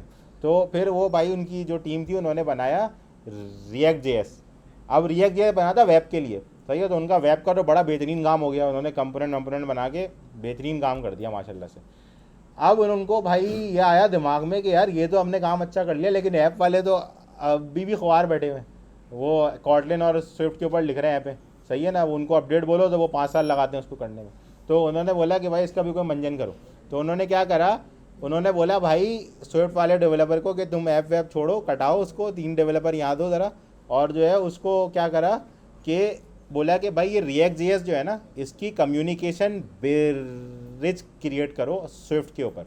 और ऐसे ही एंड्रॉयड वालों को नहीं बोला, जैसे फ्लटर कर रहा है, जैसे मैंने प्लगइन का कॉन्सेप्ट बताया ना, वो वाला काम किया उन्होंने सबसे पहले। तो उन लोगों ने बना दिया भाई एक ब्रिज। उन्होंने बोला भाई अब क्या करना है, तो उन्होंने क्या करा, रिएक्ट JS के साथ चलता है रिएक्ट DOM जो आपकी HTML लोड करता है। React DOM means document object model, ठीक है। तो रिएक्ट DOM उन्होंने हटाया, रिएक्ट JS जो है ना वो सारी लॉजिक संभालता है उस लाइब्रेरी की। उसके ऊपर लगा दिया रिएक्ट नेटिव का वो ब्रिज जो एंड्रॉयड और iOS की टीम ने बनाया था। तो अब क्या हुआ कि वो डॉम यानी कि HTML के एलिमेंट हट के iOS और एंड्रॉयड के एलिमेंट्स आ गए, तो वो ऐप चल पड़ी, ये वाला काम। लेकिन उसने बहुत लिमिटेशंस आई इस वजह से उनको, क्योंकि मसला ये था कि जो उनका ब्रिज मैकेनिज्म है ना वो जावास्क्रिप्ट के VM के थ्रू चलता है, और VM ब्राउज़र में अगर आप चलाने जाएंगे उस तरीके से तो वो मसले है, क्योंकि VM खुद वहाँ चल रहा होता है, उसके ऊपर एक और VM, और फिर उसके ऊपर आपका ब्रिज, और फिर उसके ऊपर आपकी ऐप। तो वो आप सोच लो वो कौन सी साल में जाके होगी लोड। तो उन्होंने एक्सपेरिमेंट्स किए इसके ऊपर, बट उनका कोई ख़ास सक्सेस रेट नहीं रहा इसके ऊपर, जबकि फ्लटर वालों का बड़ा अच्छा सक्सेस रेट चल रहा है अभी तक इसके ऊपर, और कंटिन्यूसली इंप्रूव हो रहा है, क्योंकि उन लोगों ने आर्किटेक्चर स्टार्टिंग से वैसा रखा है। क्योंकि उन्होंने ये सोच के नहीं बनाया था कि हमें ऐप को डायनेमिक करना है, उन्होंने ये सोच के बनाया था कि हमें UI डायनेमिक करनी है। तो उनकी सोच ही डिफरेंट थी ना। मैंने तभी कहा था कि वो पॉडकास्ट सबने सुननी है। कौन कौन ऐसे जिन लोगों ने सुन ली है वो पॉडकास्ट? देखो माशाल्लाह से कितने अच्छे लोग हैं माशाल्लाह से, यहाँ पे सुनता ही नहीं है कोई अगला बंदा। इतने बार लिंक मैंने पोस्ट करा, अगले ने कमेंट ने मांगा, उसको भी दिया ढूंढ के, पता नहीं कहाँ से वो धूल लगी हुई थी उसके ऊपर हटा के साफ़ करके, लेकिन फिर भी नहीं देख रहे यार। अबे वो पॉडकास्ट तो देखो भाई, आप लोगों को जब तक वो पॉडकास्ट नहीं देखोगे ना, आप लोगों को फ्लटर की जो कोर एसेंस है ना वो समझ नहीं आएगा। समझ रहे हो बात को? वो पॉडकास्ट आप लोग सुनो, देखना नहीं है, सुनना है खाली, कान में लगाओ, ऐसे गाने सुनते हैं ऐसे लगाओ कान में, आराम से सुनो हैंड फ्री लगा के, सही है। बाकी जो है वो जो भी घर में बात में कर रहे हो, हाँ हाँ करते रहो, ऐसे सुनते रहो उसको, सही है। तो उसमें क्या होगा कि आप लोग जो है वो समझ जाओगे। समझ रहे हो? मैं चाह रहा हूँ आप लोग फ्लटर बिल्कुल क्लियरली उसको समझ सको कि वो बनाए क्यों गई थी, ताकि आप लोग काम कर सको आराम से उसके अंदर ना। क्योंकि देखो फ्यूचर में ना रिक्वायरमेंट्स कॉम्प्लेक्स होती जाएंगी। अभी आपके पास स्टार्टिंग में रिक्वायरमेंट नहीं है क्लाइंट की यार UI बना लो, कि आप लोग बिगनर लेवल पे होगा, आप लोग पोर्टफोलियो डालते जाओगे ना ज़्यादा से ज़्यादा, तो क्लाइंट बोलेगा अबे भाई सीनियर है, इसको दो मुश्किल वाला काम ना, वो आपको ला के देगा, हाँ भाई ऐसे लाइडार सेंसर लगा दो और सैटेलाइट एक्सेस कर लो और इस तरह के मामला ना। तो वो फिर आप कैसे करोगे? समझ रहे हो बात को? तो इसके लिए ये कि आपको पहले फ्रेमवर्क पूरा समझ आना चाहिए ना, पूरा सिनेरियो समझ आएगा तो बात बनेगी ना। अभी मैं आपको खाली बता दूँ बस ये रास्ते यहाँ से चले जाओ, तो वो बात नहीं बनेगी ना। समझ रहे हो बात को? अब मैं आपको पूरा पॉडकास्ट यहाँ सुनाऊंगा तो फ़ायदा नहीं है। 2 घंटे में आप पॉडकास्ट सुनोगे, घर चले जाओगे, तो घर पे सुन लो। समझ रहे हो? ऑप्टिमाइज सोल्यूशन है वो। तो ये मसला है, तो सुनना सबने है भाई, ठीक है? जुर्माना हो जाएगा वरना, असाइनमेंट एक्सेप्ट नहीं होगा। वीडियो पोस्ट करोगे मैं डिलीट कर दूंगा। सही है, ऐसा होना चाहिए था यार वैसे। अच्छा खैर सही है, तो मैं ये ने समझा दिया मैंने, सही है, ठीक है, कि कॉटलिन और स्विफ्ट का क्या मामला है। तो आपकी जो एंड्रॉयड की ऐप क्रिएट होगी वो कॉटलिन पे होगी, और iOS की जो क्रिएट होगी वो स्विफ्ट पे होगी माशाल्लाह से, सही है। बाकी वेब में कोई ऐसा मामला नहीं है। मैक OS में भी वही सेम मामला है, क्योंकि मैक OS और iOS की डेवलपमेंट सेम प्लेटफॉर्म पे होती है और सेम लैंग्वेज के साथ होती है। तो अगर आप स्विफ्ट सेलेक्ट कर रहे हो तो इसका मतलब मैक OS में भी स्विफ्ट आएगी। समझ गए बात को? क्योंकि मैक OS की जो डेस्कटॉप ऐप बनती है और iOS जो बनती है उनकी लैंग्वेज जो है वो सेम है, ठीक है, लैंग्वेज सेम। लिनक्स का जो मामलात हैं, हाँ वो C होगा, C++ होगा मोस्टली, इस तरह की कहानी होगी उसके अंदर। C होगी, हाँ C++ भी होगा कहीं कहीं, क्योंकि वो हेडर फाइल्स तो वहीं से उठाएगा ना, ठीक है। तो ये मामलात हैं, सही है। लिनक्स को मैंने बनाया नहीं अभी तक भाई, तो इसलिए मैं उसके ऊपर कोई कमेंट नहीं करूँगा। मुझे कोई रिक्वायरमेंट नहीं मिली ना ऐसी अभी तक कि कोई लिनक्स पे मांगे। क्लाइंट और लिनक्स से भाग रहा होता उल्टा कि मैं क्यों इंस्टॉल करूँ लिनक्स, सही है ना। तो डेवलपर नहीं होता ना क्लाइंट, ये मसला होता है, सही है। हमें तो मोहब्बत है लिनक्स से, कोई काम नहीं करवा रहा उसके लिए, सही है। अच्छा मोड सेटिंग में आप आएंगे तो ये आपसे वही पूछ रहा है मॉड्यूल नेम वगैरह। ये मॉड्यूल नेम आपको जब काम आएगा जब आप अपने प्रोजेक्ट को एज अ मॉड्यूल एक्सपोर्ट करेंगे। मैंने आपको बताया ना मॉड्यूल वाला कॉन्सेप्ट, तो ये मॉड्यूल नेम वहाँ इस्तेमाल होगा, आप इसको भी चेंज कर सकते हैं, सही है। कंटेंट रूट वगैरह पूछ रहा है आपसे कि आपको कहाँ अपनी ऐप रखनी है, मॉड्यूल फाइल अगर आपने जनरेट करनी है तो उसकी लोकेशन क्या होगी, प्रोजेक्ट का फॉर्मेट क्या होगा, आइडिया पे रखना है, आइडिया पे रखेंगे आप। IPR का मुझे नहीं पता ये क्या ऑप्शन है, लेकिन आइडिया प्रोजेक्ट मतलब कि एक प्रोजेक्ट का फॉर्मेट होता है। जब आप प्रोजेक्ट ओपन करेंगे ना कभी भी आइडिया किसी प्लेटफॉर्म में, तो वो फॉर्मेट रीड कर लेता है आपके प्रोजेक्ट का कि आपने क्या कॉन्फ़िग रखी हुई थी। तो इसको एज इट इज़ रख दें, कोई मसला नहीं है इसके साथ, सही है। फ़िलहाल कभी ज़रूरत पड़े तो आप लोग सर्च कर सकते हैं इसके अकॉर्डिंगली कि क्या सीन है जी।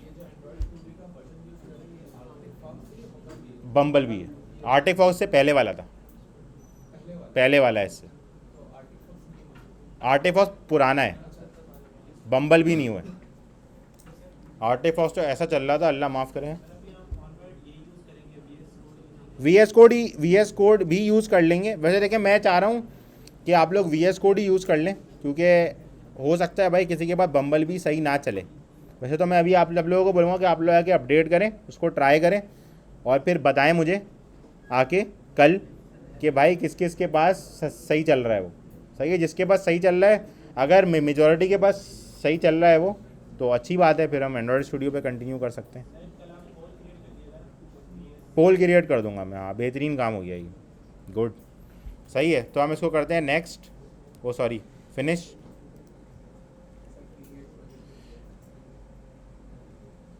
क्या ये ऑफलाइन वाला? ऑफलाइन में देखें, ऑफलाइन में ये होगा, ऐसे आपको ऑनलाइन जाना ही पड़ेगा। आपको बाद में ग्रेडल खुद से भी बोलेगा कि आप ऑनलाइन जाओ। क्यों होगा, मैं आपको बताता हूँ। अभी यदि आप क्रिएट प्रोजेक्ट ऑफलाइन पे लगा दोगे ना चेक, तो सारी डिपेंडेंसीज जो इनिशियली चाहिए होती है ना, सब डाउनलोड होंगी।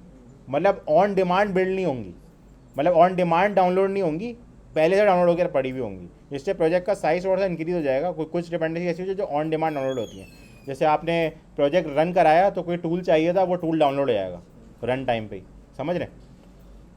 अच्छा, तो इसके बारे में फिलहाल चेकिंग लगाते हैं, क्योंकि ग्रेडल हमें बाद में बोलेगा कोई ना कोई प्लगइन इंस्टॉल करने पे कि भाई उसको ऑनलाइन करो, तभी तो उठाऊंगा मैं। सही है ना? आपने उसको बंद करा हुआ है, नहीं ढक्कन लगा के रख दिया उसको, नहीं ऊपर नहीं जाओ तो ये मसला हो जाएगा। सही है, इसको फिनिश कर देते हैं। और फोल्डर नहीं है, कर दूँ? हाँ भाई कर दो भाई, सही है। तो ये हमने क्रिएट प्रोजेक्ट दबाया, होगा, भरोसा रखें। असल में डाउनलोड होता है पूरा प्रोजेक्ट, जो होता है ना वो गिट से डाउनलोड होता है। उन्होंने रिपोजिटरी बना के रखी हुई है एक डिफ़ॉल्ट, वहाँ से उठाते हैं लोग, समझ रहे हैं? और उसने ब्रांचेज बना के रखी हुई है कि कोई बंदा iOS वाला उठाता तो क्या होगा, एंड्रॉयड वाला उठाता तो क्या होगा, समझ रहे हैं? उन्होंने सारा मंजन पहले से वहाँ करके रखा हुआ है, वो उसको क्लोन मारते हैं और आपको दे देते हैं। चला आगे बड़े, सारा काम उन्होंने पहले से किया हुआ है। आपके लिए आसानी है ना, आपको बोलते हैं भाई सारा खुद से बनाना है, तो आप भी बोलते हैं यार ये क्या सीन है। करो भाई, आराम से इंपोर्ट करो। 146 MB देखे डाउनलोड कर रही है। चलो यार ब्रेक कर लो, मैं तो बोलता हूँ, क्या ख्याल है? चलो ब्रेक कर लो। अच्छा भाइयों, खामोशी थोड़ी सी, सही है। अच्छा, तो ये हमारा प्रोजेक्ट बन गया, ठीक है? ये हम है, ये हमारा प्रोजेक्ट है और ये हम कोड कर रहे हैं, ठीक है? अच्छा, तो हमारे पास जो है कहानी स्टार्ट होती है इस फोल्डर से, ठीक है? ये तो कॉन्फ़िगरेशन फोल्डर हैं दो, सही है? इनकी कोई इज्जत नहीं हुई दुनिया में, टेंशन नहीं लें आप, इनको उड़ाएंगे ये दोबारा बन जाएंगे, सही है? तो ये ऐसे ही है बेचारे, चेपी फोल्डर। अच्छा, अब मैंने आपको बताया था कि जब आप फ्लटर का प्रोजेक्ट क्रिएट करते हैं तो आपके पास क्या होता है, एंड्रॉयड का अलग और iOS का अलग प्रोजेक्ट बनता है, ठीक है? और जितने आपने प्लेटफॉर्म सेलेक्ट करे होंगे उन सब का। तो ये देखें, ये रहा एंड्रॉयड का फ़ोल्डर, ये रहा iOS का फ़ोल्डर, ठीक है? ये रहा मैक OS का फ़ोल्डर और ये रहा वेब का फ़ोल्डर, ठीक हो गया? तो अगर आप एंड्रॉयड का फ़ोल्डर खोलें, तो अगर आप में से कोई लोग पहले एंड्रॉयड पे काम कर चुके हो तो आप देखेंगे कि ये बिल्कुल वैसा ही स्ट्रक्चर है जैसे किसी एंड्रॉयड के फ़ोल्डर का होता है। और अगर किसी ने नहीं भी किया हुआ तो मेरे पे यकीन कर लें, ऐसा ही होता है, सही है? क्योंकि मैंने एंड्रॉयड पे काफ़ी अर्से तक काम किया, तो मैं आपको गारंटी से बता सकता हूँ कि ये वही है, वही आदमी है ये, सही है? तो यहाँ पे अगर आप देखेंगे तो यहाँ पे हमारे पास जो है वो, मैं आपको, अरे नहीं जावा नहीं, कॉटलिन में बनाया था हमने, सही है? मेन एक्टिविटी देखें, यहाँ पे एंड्रॉयड की एक स्क्रीन भी बनी हुई है जिसको हम एक्टिविटी बोलते हैं, ठीक है? नहीं ये बंद जाओ, सही है? वो ज़्यादा दिखा गया था, उसने जज्बाती होगी। फ्लटर एक्टिविटी से इसने इनहेरिट किया हुआ है, देखें ये इनहेरिटेंस हो रही है यहाँ पे, इस तरह होती है, सही है? वही देखें, लैंग्वेज का फ़र्क है, मैं आपको बता रहा हूँ ना। आप देखें मेन सिंटेक्स अगर आप देखें इंपोर्ट स्टेटमेंट आ रही है, सही है? वैसे ये बस स्ट्रिंग में नहीं है, यहाँ पे इस तरीके से है। क्लास का वही सिंटेक्स है, वैसे ही कर्ली ब्रैकेट हैं, सही है? इसमें ये आप डार्ट में क्या सुपर अंदर जाके कॉल करते हैं ना, इसमें सुपर यहीं हाथ के हाथ निपटा देता है।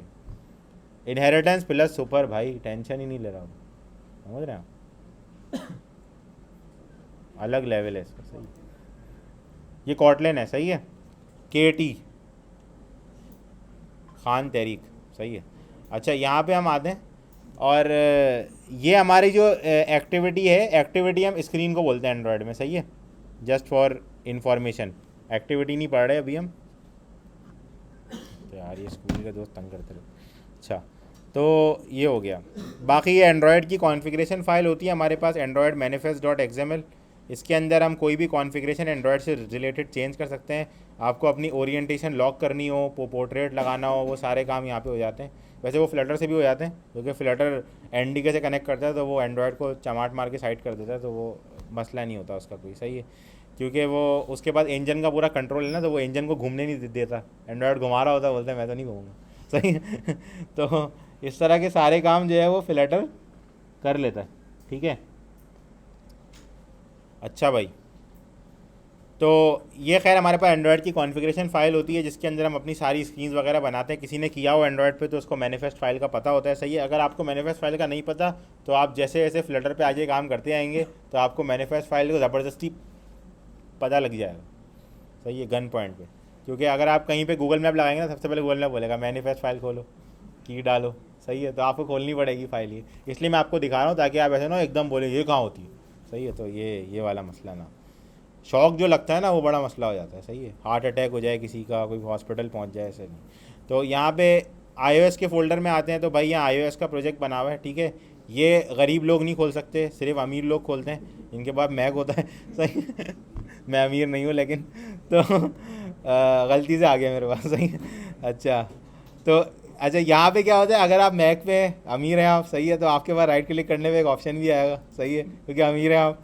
तो यहाँ फ्लटर में आएंगे, open iOS module in x code, सही है। ऐप कोड भी बोल रहा है, क्योंकि ये इसने अपनी दुकान भी खोलनी है, तो इसका अपना आईडी है JetBrains का, ऐप कोड के नाम से, जो स्विफ्ट सपोर्ट करता है, और iOS का प्रोजेक्ट के ऊपर आप काम कर सकते हैं उसके अंदर। लेकिन ऑब्वियसली वो रिकमेंडेड आईडी ही नहीं है एप्पल की तरफ से, जो कि एप्पल क्यों करेगा उसको रिकमेंड, तो वो आईडी है एक्स कोड, सही है। तो इसलिए पहला ऑप्शन भी वही है। तो आप एक्स कोड के ऊपर एंटर करें, तो आपका जो है वो एक्स कोड देखें, ये उछलना शुरू हो गया यहाँ पे, और अब ये आ जाएगा आपके सामने।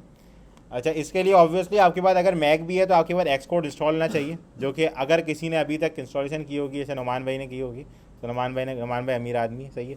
तो नुमान भाई ने जो है वो एक्स कोड इंस्टॉल कर लिया होगा, ठीक है। तो ये इंस्टॉल करना पड़ता है। वैसे ये एंड्रॉयड स्टूडियो इतना कॉम्प्लिकेटेड नहीं होता, इसमें बस इंस्टॉल करो और ये सारा काम ऑटोमेटिकली सिम्युलेटर एमुलेटर सब सेट करके रख देता है। एप्पल में तो ये चीज़ होती है ना अच्छी, पैसे दिए, सही। अच्छा, यहाँ पे आते हैं, इसमें देखिए कॉन्फ़िगरेशन हुई भी होती है कुछ, ये आपको दिखाएगा कॉन्फ़िगरेशन, कि ये आपका देखिए जो हमने बंडल आईडी बनाया था, देखें ये रहा हमारा बंडल आईडी पूरा, सही है, जो हमने बनाया था ना स्टार्टिंग में, ठीक है। अच्छा, ये इसका वर्जन डला हुआ है ऐप का, इनिशियल वर्जन, सही है। ये बिल्ड कोड होता है। अच्छा, ये जो वर्जन होता है ना, चूना लगाने के लिए होता है, मीन्स के ये यूज़र को दिखता है कि वर्जन चेंज हुआ है। ऐसे अगर आप इसको कुछ भी लिख दें, इसको आप लिख दें 1.0 special release, Ramzan offer release, सही है। ऐसे कोई रखता नहीं होता, लेकिन मैं बता रहा हूँ यहाँ आप कुछ भी रख सकते हैं। लेकिन ये जो भाई होते हैं ना, ये इंपॉर्टेंट होता है। जब भी आप अपनी नई अपडेट लॉन्च करते हैं ना, तो इसको इंक्रीज़ करना पड़ता है, तो अपडेट लॉन्च होती है। वरना एप्पल स्टोर बोलता है अबे पुरानी वाली अपलोड कर रहे हो, क्योंकि वो आपका कोड तो चेक नहीं करेगा ना, ये कोड चेंज हुआ है क्या, वो बोलेगा भाई बताओ कि चेंज हुआ है नहीं हुआ, बस ये बताओ। तो ये चेंज यहाँ से पकड़ता है। जब आप पहली बार अपलोड करोगे तो 1 होगा, दूसरी बार में 2, ऐसे ऑनवर्ड्स 1000 2000 जहाँ तक जाना है अपने, सही है। 1000 2000 पर तो कोई ज़िंदा ही नहीं बचता हम में से, तो ये होता है। अच्छा, उसके बाद ये पूछता है भाई आईफोन पे चलानी है, आईपैड पे चलानी है, मैक पे चलानी है। अब मैक पे भी चलता है, सही है, क्योंकि मैक वालों ने अपना प्रोसेसर बना लिया है, सही है। तो जो है सब अपना है उनका ना। अब तो iOS की ऐप मैक पे चलती है, मुझे लग रहा है मैक की ऐप भी कभी iOS पे चलने लग जाएगी। तो वो सारी कहानियाँ जो है यहाँ से, ऐसा अभी नहीं हो रहा, अभी सिर्फ iOS की इधर आ जाती है, सही है। तो अगर आप इसके ऊपर चेक लगाएंगे तो आपकी, ये बोल रहा है नहीं भाई चेक लगाए तो पहले सोच लो एक बार, देखो मसले हो जाते हैं। तो नहीं लगा रहे अभी फ़िलहाल, लेकिन मैं दिखा रहा था चेक लगा के कि चेक लग सकता है। तो उसमें क्या होता है कि आप अपनी iOS की जो ऐप बनाएंगे वो मैक के स्टोर पर भी अवेलेबल हो जाएगी लोगों के पास, सही है। तो ये बाकी सारी कहानियाँ हैं। आप इसको पोर्ट्रेट रखें, लैंडस्केप रखें, मैंने आपको बताया ऐसा कोई फ़र्क नहीं पड़ेगा। वो इंजन से लॉक कर देता है तो वो कटा देता है इसको ना, बोलता है तुम छोड़ो मैं देख लूँगा, सही है। तो ये कहानी है। बाकी एक्स कोड को हम गन कर लेते हैं फ़िलहाल, वापस इधर आ जाते हैं, सही है। तो ये फ़ाइल खोलनी होती है वैसे, XC वर्क स्पेस, सही है, वर्क स्पेस फ़ाइल होती है एक्स कोड की, ये खोलनी होती है। प्रोजेक्ट फ़ाइल नहीं खोलते। प्रोजेक्ट फ़ाइल क्या होती है, project file basically base file होती है और एक्सी वर्क स्पेस फाइल उसके ऊपर रैपर फाइल होती है। तो जो रैपर फाइल होती है ना वो सारी डिपेंडेंसीज कंटेन करती है फ्लटर की, तो इसलिए ये खोलनी होती है एक्सी वर्क स्पेस, क्योंकि ये पॉड की वजह से होता है। मैं भी पॉड नहीं समझाना चाह रहा, सही है। तो अभी फिलहाल ये समझ लें कि पॉड कैसा है कि जैसे हमारे पास pub.dev है ना, ऐसे ही पॉड्स कोकोआ पॉड्स एक iOS के अंदर है रिपोजिटरी इंडेक्स, जहाँ पे आप जाके iOS की लाइब्रेरी सर्च कर सकते हैं। तो उसकी वजह से ये वर्क स्पेस फाइल बनती है एक्सकोड प्रोजेक्ट को रैप करके, ठीक है। ये बेस प्रोजेक्ट होता है। अगर आप iOS का प्रोजेक्ट वैसे डिफ़ॉल्ट एक्सकोड से क्रिएट करेंगे तो ये फाइल बनेगी, पॉड लगाएंगे तो ये हो जाएगी, सही है। इन शॉर्ट सिंपल अल्फाज में मैक ओएस में भी सेम कहानी है, ठीक है। वही एक्सी वर्क स्पेस स्ट्रक्चर इनके प्रोजेक्ट्स का सेम होता है। आप आइडेंटिकली ऐसे नहीं देख सकते कि ये iOS का है ये मैक ओएस का, आपको अंदर थोड़ा सा जाना पड़ेगा, सही है। तो ये है। बाकी जो है वेब, वो ये रहा, वेब में कुछ नहीं है, index.html पड़ी हुई है, सही है। एक फेव आइकॉन लगा हुआ है और बस आइकन की फाइलें रखी हुई हैं, सही। अगर आप index.html खोलें और आप में से किसी को HTML का पता हो, आइडिया हो, सही है, तो आप लोग देखेंगे कि ये इन्होंने कुछ जावास्क्रिप्ट लिखी है बहुत अच्छी सी, पता नहीं क्या लिखा है इसके अंदर। और इन्होंने एक फ़ाइल भी लगाई होगी यहाँ पे, हटा दी भाई, ये भी हटा दी, सब चेंज कर देते हैं। एक तो ये लोग यहाँ पे इन्होंने स्क्रिप्ट की एक टैग लगाया हुआ होता था, नहीं अभी ये डायनेमिकली जनरेट कर रहे हैं मेरे ख्याल से उसको ना, शायद सर्विस वर्कर। वे भाई सब इनिशियलाइज करके बैठा है, ये PWA की फुल तैयारी पकड़ी हुई है इसने। बंद करो भाई, बंद करो, सही है। तो इसमें क्या है कि इन्होंने फ्लटर का सारा वो स्क्रिप्ट में लिखा हुआ है, टैग के अंदर, स्क्रिप्ट के टैग के अंदर सारा, कि जब भी आप अपनी वेब की ऐप कंपाइल करेंगे तो ये सारी एग्जीक्यूशन होगी और इसके बदले में आपका HTML पेज जनरेट हो जाएगा, सही है। अभी ये इन्होंने क्या लिखा है ये तो मुझे भी नहीं पता, ये मुझे पढ़ना पड़ेगा थोड़ा ना कि क्या लिखा है इन्होंने। पहले क्या होता था, यहाँ पे सिंपल एक इंपोर्ट लगा होता था स्क्रिप्ट का टैग में, main.dart.js के नाम से एक फ़ाइल जनरेट होती थी कंपाइल करने पे और वो इंपोर्ट हो जाती थी। अब इन्होंने लंबाई कर दी है कि ये PWA की तैयारी लग रही है मुझे, तो इन्होंने वो भी कर लिया शायद काम। बड़े तेज़ चल रहे हैं भाई ये लोग ना, मैं पीछे रह गया हूँ, अब ना सीखना पड़ेगा मुझे भी, तो मैं भी कोर्स ज्वाइन करता हूँ। तो ये नहीं, मजाक कर रहे हैं, ऐसा मसला नहीं होता। ये है कि चीज़ें ऑब्वियसली चेंज हो जाती हैं तो आप उसको पढ़ लो, कोई मसला नहीं है, ऐसा सही है।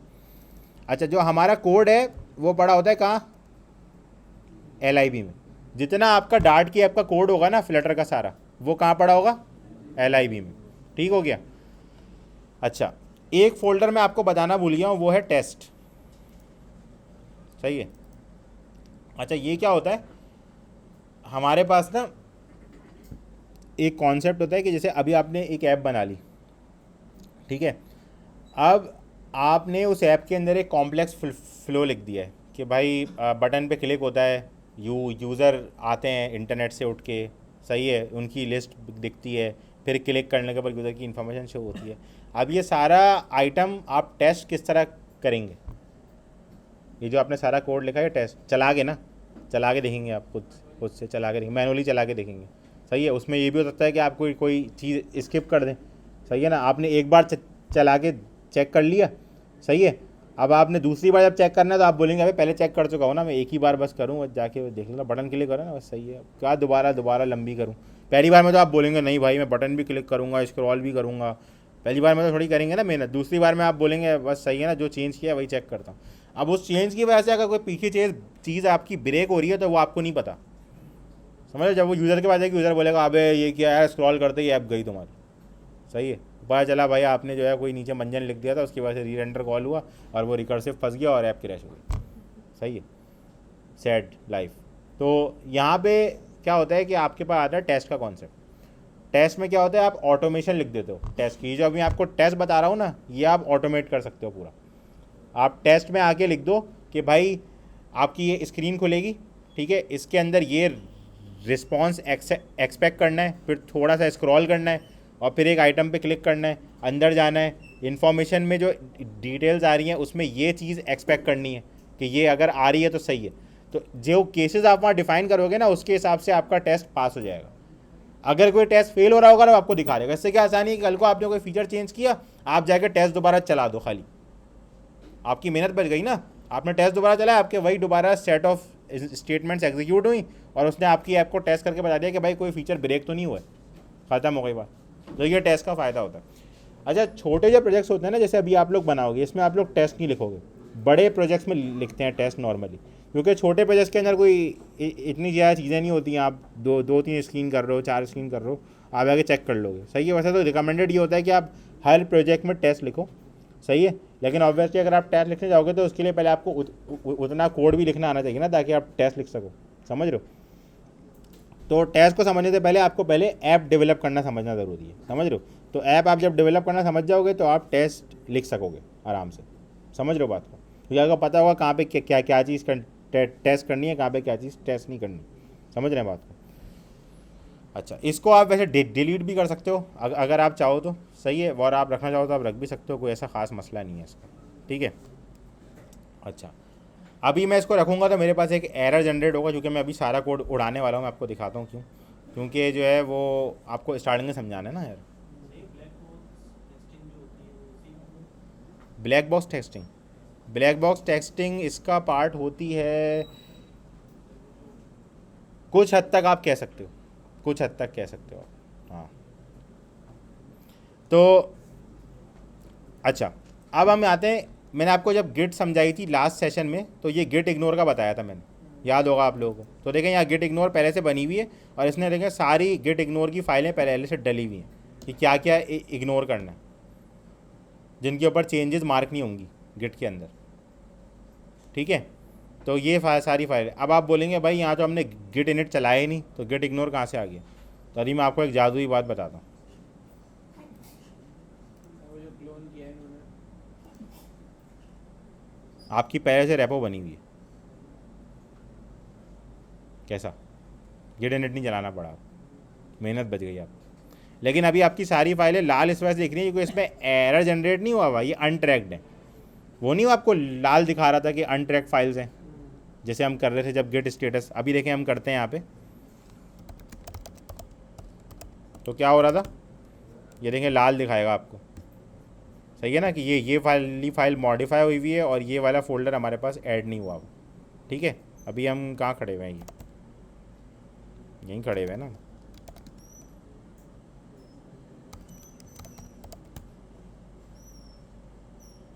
पूरी डायरेक्टरी। ये पूरी ड्राइव को क्यों टारगेट कर? अच्छा, आपने आपके जहाँ ये फोल्डर बनाया ना, वहाँ पे पहले से उसके रूट में भी एक यस एग्जैक्टली। क्योंकि मैंने आपको बताया कि रिपोजिटरी जो है मेरी, वो इसलिए यानी कि मैं हर बार आपको गिट इनिट करके नहीं दिखाऊंगा, क्योंकि मेरे पास रिपोजिटरी पहले से बनी हुई है। हाँ, ये तो मैं भूल ही गया था यार, ये अच्छी आपने चीज़ याद दिलाई। तो मेरी रिपोजिटरी वहाँ से उठ के आ रही है मेरे पास। अभी अगर मैं देखें गिट रिमोट -v करूँ तो देखिए मेरी ये टेक इदारा वाली रिपोजिटरी लगी हुई है पहले से यहाँ पे, जब मैंने प्रोजेक्ट क्रिएट किया पेरेंट फोल्डर के ऊपर। सही है। तो आप लोग जब यहाँ पे प्रोजेक्ट बनाएंगे तो आप लोगों को मोस्ट प्रोबेबली गिट इनिशियलाइज करना होगा, VCS नहीं आ रहा होगा आपके पास। ठीक है। तो आपके पास जब आप यहाँ पे गिट के ऑप्शन पे ऊपर क्लिक करेंगे ना, तो यहाँ पे भी आपके पास इनिशियलाइज VCS रिपोजिटरी का ऑप्शन आता है एंड्रॉयड स्टूडियो में। वहाँ पे भी आता है, उसमें VS कोड में भी आता है।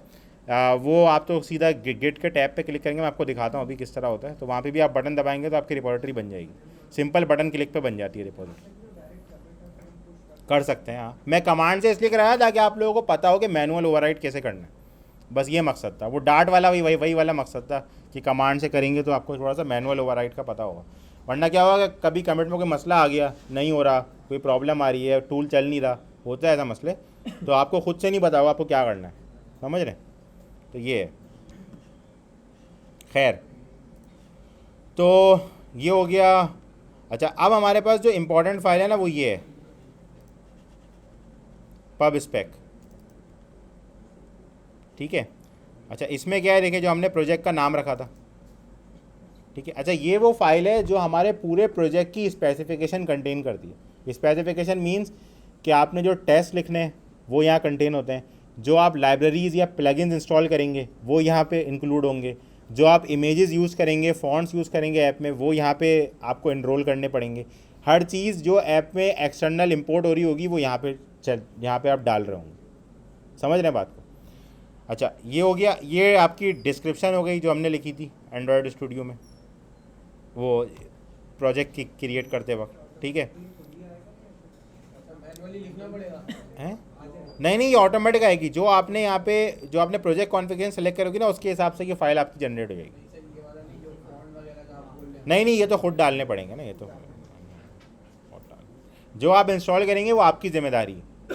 इसने तो आपको कोर प्रोजेक्ट क्रिएट करके दे दिया। अच्छा, मैं ऐप बिल्ड पे भी लगा देता हूँ साथ में ना, ताकि क्योंकि वो पहली बार बिल्ड होगी तो मुझे उम्मीद है कि वो टाइम लेगी थोड़ा सा। ठीक है, तो मैं एंड्रॉयड पे ही कर लेता हूँ ताकि आप लोग भी कर सकें। ठीक है, अच्छा ये रहा एंड्रॉयड एमुलेटर मेरे पास बना हुआ है। अच्छा, आपके पास अगर नहीं आ रहा हो एंड्रॉयड एमुलेटर तो आपने क्या करना है, आपने आना है इधर, ये नहीं AVD मैनेजर कहाँ गया, ये रहा, ये फ़ोन बना हुआ आ रहा होगा और इसके ऊपर ये एंड्रॉयड भाई बने हुए होंगे। सही है, इधर ये SDK है आपका और ये डिवाइस मैनेजर है। सही है, अच्छा ये आप आएंगे तो ये आपके पास खुल जाएगा इधर बराबर में। सही है, और अच्छा अगर आप पुराना एंड्रॉयड स्टूडियो यूज़ करेंगे तो उसमें पूरी विंडो खुल जाएगी। सही है, तो उसको पहले इसलिए मैं कह रहा हूँ अपडेट कर लीजिएगा ताकि कॉन्फ़िगरेशन ना हम लोग की सेम रहे। क्रिएट डिवाइस करेंगे आप तो ये आपसे पूछेगा कि भाई कौन सी डिवाइस क्रिएट करनी है। कोई भी आप अपनी पसंद की अच्छी सी डिवाइस सेलेक्ट कर लें। मैं ये रिकमेंड करूँगा कि जिस पे गूगल प्ले सर्विसेज हो वो वाली सेलेक्ट करें, ताकि आपको कल को मैप वगैरह लगाना हो तो आपको मसला ना हो इतना, क्योंकि प्ले सर्विसेज चाहिए होती हैं मैप को चलने के लिए। सही है, प्ले सर्विसेज क्या होती है कि मैप ना APIs के थ्रू कनेक्ट करता है गूगल क्लाउड से, वो प्ले सर्विसेज के अंदर लिखा हुआ है सारा कोड। तो वो आपके फ़ोन में, अगर आपके फ़ोन में जितनी भी गूगल प्ले सर्विसेज चल रही होती है ना, जैसे गूगल प्ले हो गया, आपका वो सॉरी प्ले स्टोर हो गया, आपका ऑथेंटिकेटर हो गया, आपकी जो है वो और कौन कौन सी एप्लीकेशन हो गई, सर्च हो गया, ये इस तरह की जितनी चीज़ें ना, यूट्यूब हो गया, इन सब में जो आपके अकाउंट्स आ रहे होते हैं वो गूगल प्ले सर्विसेज से आ रहे होते हैं। क्योंकि सर्विसेज वो रिपोजिटरी है जहाँ पे सारी इन्फॉर्मेशन कंटेन होती है एंड्रॉयड के अंदर, और वहाँ से फिर आगे फॉरवर्ड होती है। जैसे हुआवे में आप लोगों ने सुना होगा उन्होंने गूगल प्ले सर्विसेज बंद कर दी, तो इसका मतलब ये कि उन्होंने सारी सर्विसेज हटा दी। तो अब अगर आप ऐप इंस्टॉल कर भी दो तो वो चलेगी नहीं, क्योंकि उसके पास सर्विसेज नहीं। तो ये सीन है, तो ये हो गया। ठीक है, तो यहाँ से आप डिवाइस क्रिएट कर सकते हो, यहाँ से आप वेयर OS TV टैबलेट को कोई भी कर सकते हो। ऑटोमोटिव यानी कि कार वाला एंड्रॉयड जो होता है वो कर सकते हो। सही है, कोई सा भी कर सकते हो। तो ये आप करोगे, उसमें अंदर आपको ऑपरेटिंग सिस्टम सेलेक्ट करना होगा। ऑपरेटिंग सिस्टम में आप लोग कोई न्यूअर एंड्रॉयड ही सेलेक्ट करना, ओल्डर नहीं सेलेक्ट करना और बहुत न्यू भी नहीं करना। सही है, जैसे आपने ये सेलेक्ट कर लिया तो इसमें क्या होगा कि आपका एंड्रॉयड ब्रेक हो सकता है, क्योंकि ये बीटा वर्जन पे चल रहे हैं अभी। सही है ना, रिलीज़ नहीं हुए हैं। तो आप जो है S कर लो या R कर लो तो ये सही है। ठीक हो गया। अच्छा, तो ये आप जब क्रिएट कर लोगे डिवाइस तो इसके बाद आपके पास डिवाइस इस तरह शो हो जाएगी। सारी कॉन्फ़िगरेशन करते आना, नेक्स्ट नेक्स्ट नेक्स्ट वाला सीन है। सही है, और उसके बाद आपकी डिवाइस बन जाएगी, यहाँ आ जाएगी। एक्सटर्नल डाउनलोड खुद से होगा। जब आप ऑपरेटिंग सिस्टम पहली बार सेलेक्ट करने जाओगे ना, तो आप देख रहे थे ऊपर डाउनलोड के बटन बने हुए आ रहे थे। दोबारा दिखा देता हूँ, ये देखो, कुछ बाहर से नहीं करना, अंदर ही हो जाएगा सारा। ये देखें, ये डाउनलोड का बटन आ रहा है। मैंने ये वाला किया हुआ है डाउनलोड, इसलिए मेरे पास नहीं आ रहा है इसके ऊपर, वरना इसके पास ये बटन आएगा। इसको आप डाउनलोड करोगे, ये थोड़ा लंबाई डाउनलोड है, 1 GB ऑलमोस्ट होगा। पूरा एंड्रॉयड का ऑपरेटिंग सिस्टम वो डाउनलोड करेगा, एक क्लोन, और फिर आपको एक इम्यूलेटर में डाल के दे देगा। इम्यूलेटर क्या करता है, आपका एंड्रॉयड OS जो है ना, वही फ़ोन वाला, वो उठाता है, एक वर्चुअल मशीन बनाता है, उसमें इंस्टॉल करता है और आपको दे देता है। ये करता है। सही है, सिंपल सा काम। फिजिकल डिवाइस, हाँ, अगर आपको फिजिकल अटैच करनी है तो इससे अच्छा मैं वो भी अटैच कर लेता हूँ। बड़ी अच्छी चीज़ बताई आपने। अच्छा, फिजिकल डिवाइस में अटैच करके दिखाता हूँ अभी। ठीक है, ये क्या है? हाँ, iOS का भी ऐसा ही है। iOS का तो बहुत सिंपल है। आप iOS की डिवाइस जो है, वो आईफोन है आपके पास और आप अमीर आदमी हो, आपके पास मैक है, आप उसको कनेक्ट करो। ठीक है, माजरत, खाली आईफोन ख़रीद के अमीर नहीं हो जाते। सही है, मैक भी ख़रीदना है। सही है, फिर एप्पल वॉच भी ख़रीदनी पड़ेगी आहिस्ता आहिस्ता ना, समझ लो, घेरते हैं वो थोड़ा।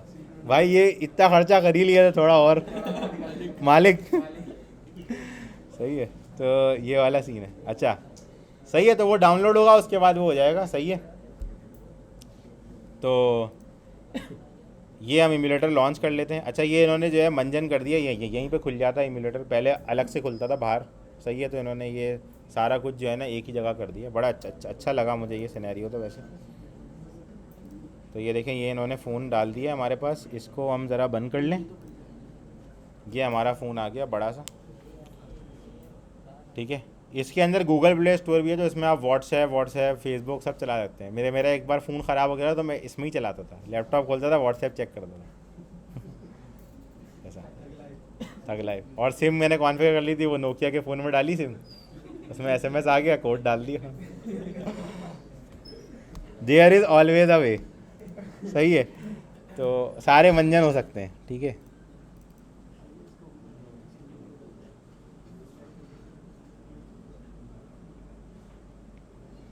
अच्छा, ग्रेडल मुझे लग रहा है अभी भी बिल्ड पे लगा हुआ है वो, तो वो जो है ना बड़ा तंग करने वाला है अभी हमें।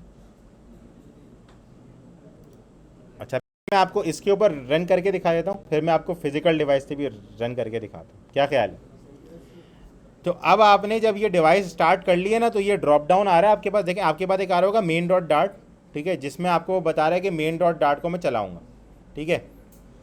और एक आपके पास आ रहा है ये ड्रॉप डाउन, जिसमें आप फ़ोन सेलेक्ट कर रहे हैं।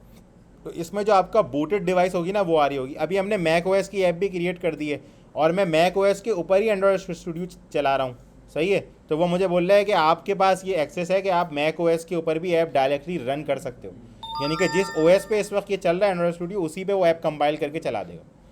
और मैं क्रोम पे भी चला सकता हूँ, और मैं iOS से भी चला सकता हूँ, और मैं एंड्रॉयड पे भी चला सकता हूँ, मैं सब जगह चला सकता हूँ, सही है। तगड़ा है, सही है, अमीर आदमी। तो ये हमने रन का बटन दबाना है, ये देखें डिवाइस सेलेक्ट करी है हमने ड्रॉप डाउन से, और ये रन का बटन दबा दिया, ठीक है। डिवाइस का नाम ऐसा ही आ रहा होगा, SDK और ये करके ना, ऐसा अजीब सा नाम आता है। अब उसका नाम रीनेम कर भी सकते हैं, आई थिंक सो, ऑप्शन होता है वहाँ पे। मैं चेंज नहीं करता, मैं नेक्स्ट कर देता हूँ, मुझे पता होता है SDK बोलेगा वो उसको ना, डिवाइस को। तो जो है ये देखें यहाँ सारा इंस्टॉल हुआ हुआ है, फेसबुक, इंस्टाग्राम, सब ना, माशाल्लाह से।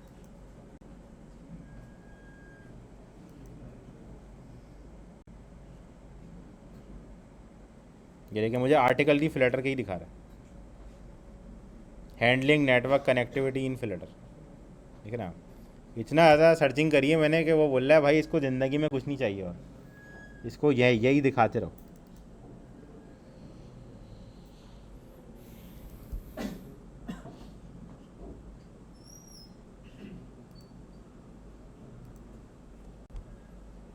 जब तक VS कोड भी दिला दें।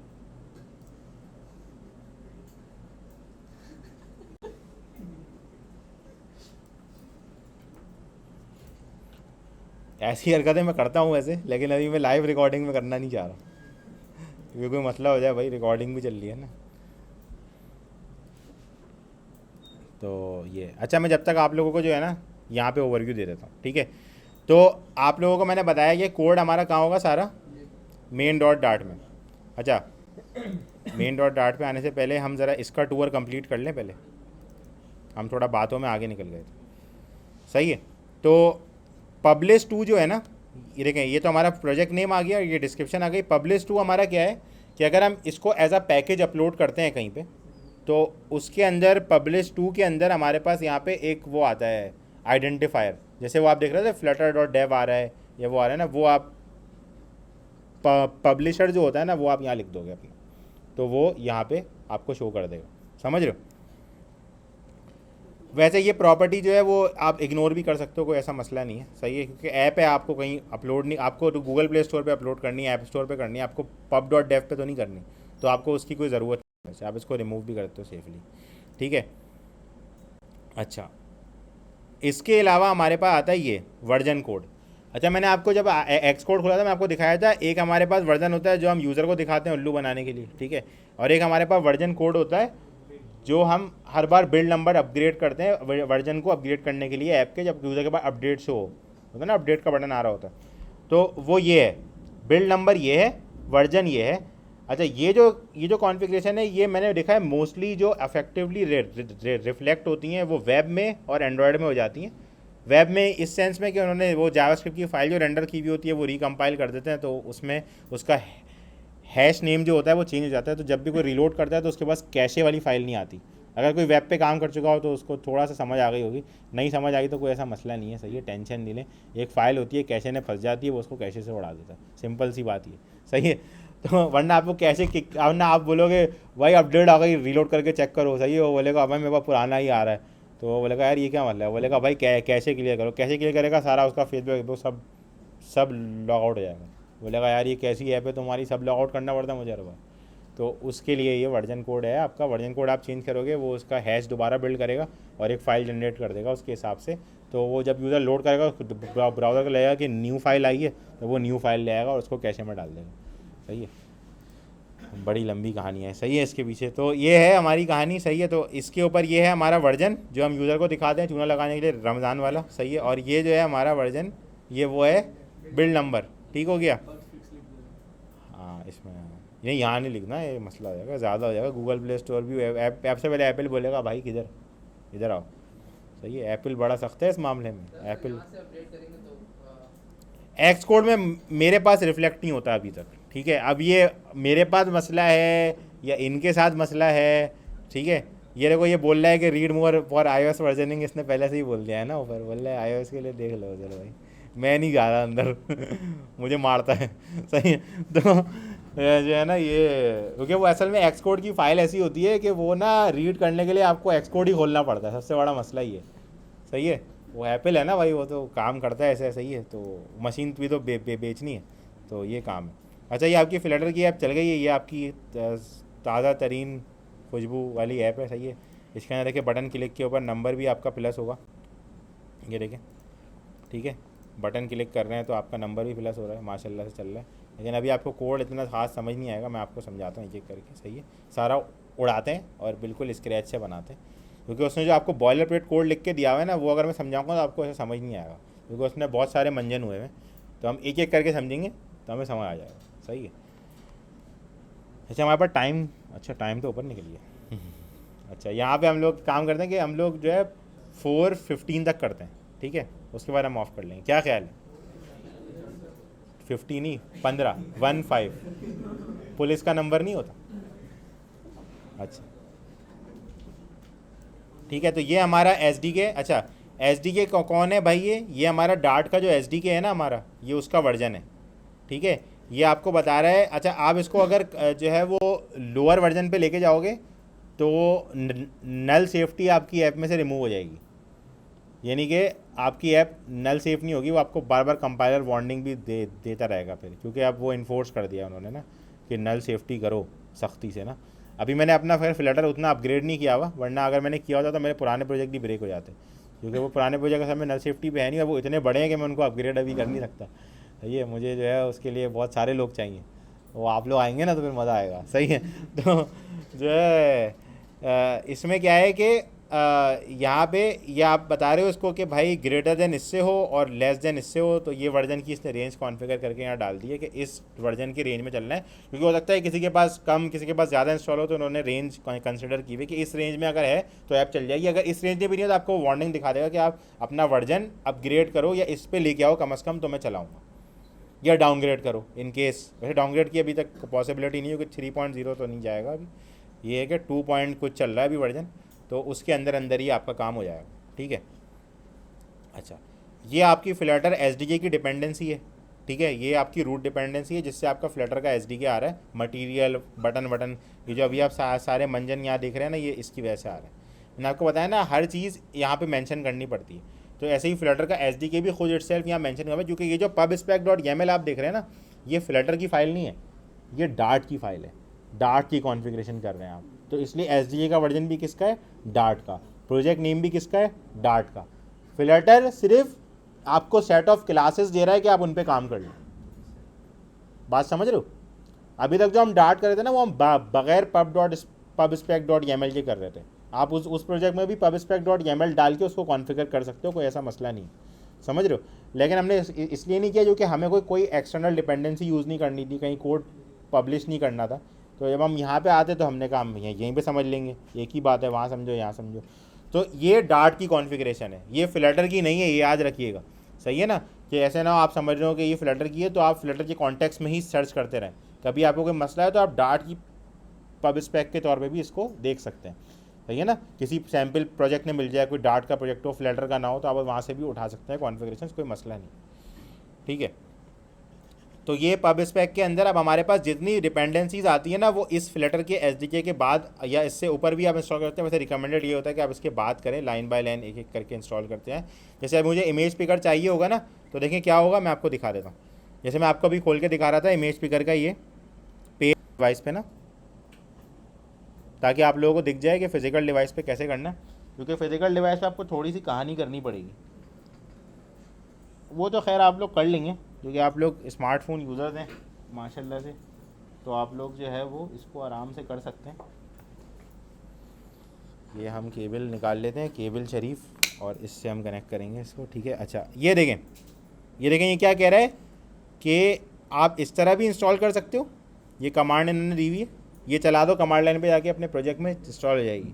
लेकिन अगर आप जामबाज आदमी हो, जैसे मैं हरकतें करता हूँ, तो मैं इसको खुद कॉपी पेस्ट करता हूँ इधर से उठा के ना, तो मुझे पता होता है मैं एग्जैक्टली कहाँ रहूँगा, फिर मैं ऊपर कमेंट भी डाल देता हूँ ना कि भाई मैंने ये इसलिए इंस्टॉल करा था, सही है ना। तो मैं इसको कॉपी कर सकता हूँ यहाँ से, ये जो इसने दिया हुआ है इंस्टॉल के टैब में आया हुआ देखो मैं इंस्टॉलिंग, ठीक है, और नीचे डिपेंडेंसीज ने बोला डाल दो, ठीक है। तो यहाँ आए हम, और यहाँ हमने क्या करा कि ऊपर तीनों के बाद आके इसको पेस्ट कर दिया यहाँ पे, ये फ़ौरन आ जाता है भाई ये बीच में ग्रेडल लेके अपना। कहाँ गया माउस?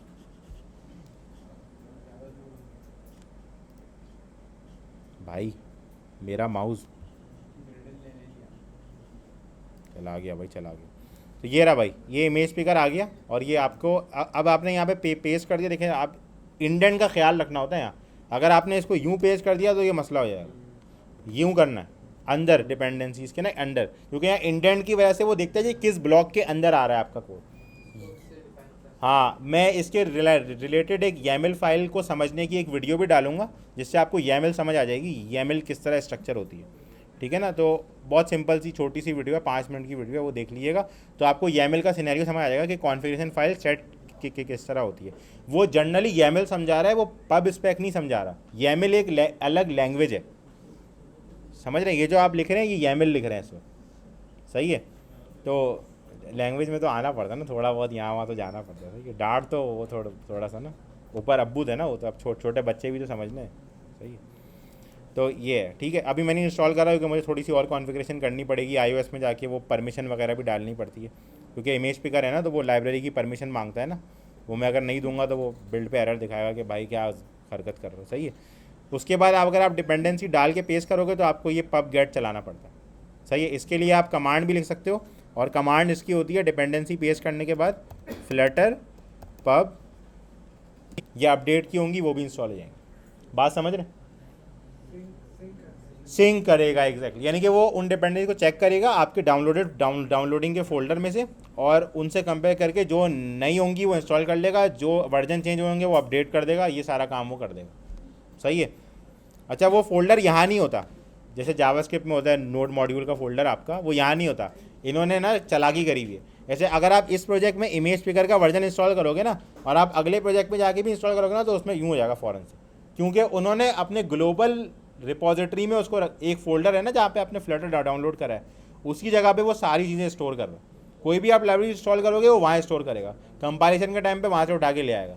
तो उन्होंने ये बड़ी अच्छी चालाकी करी हुई है। इससे क्या होता है कि आपका प्रोजेक्ट हैवी नहीं होता, फोल्डर हैवी नहीं होता आपके।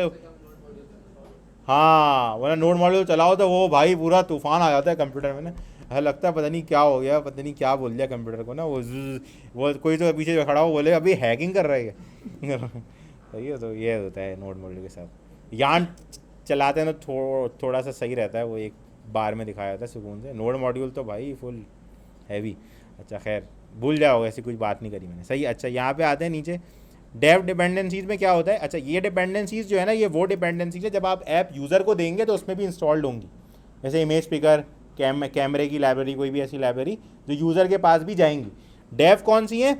जो डेवलपमेंट में आपको हेल्प करेंगी, यूज़र के पास नहीं जाएंगी। जब आप यूज़र के लिए ऐप अपलोड करेंगे ना प्ले स्टोर पे, जब आप, मैंने आपको JIT और AOT के बारे में बताया था स्टार्टिंग में, कंपाइलर्स के बारे में।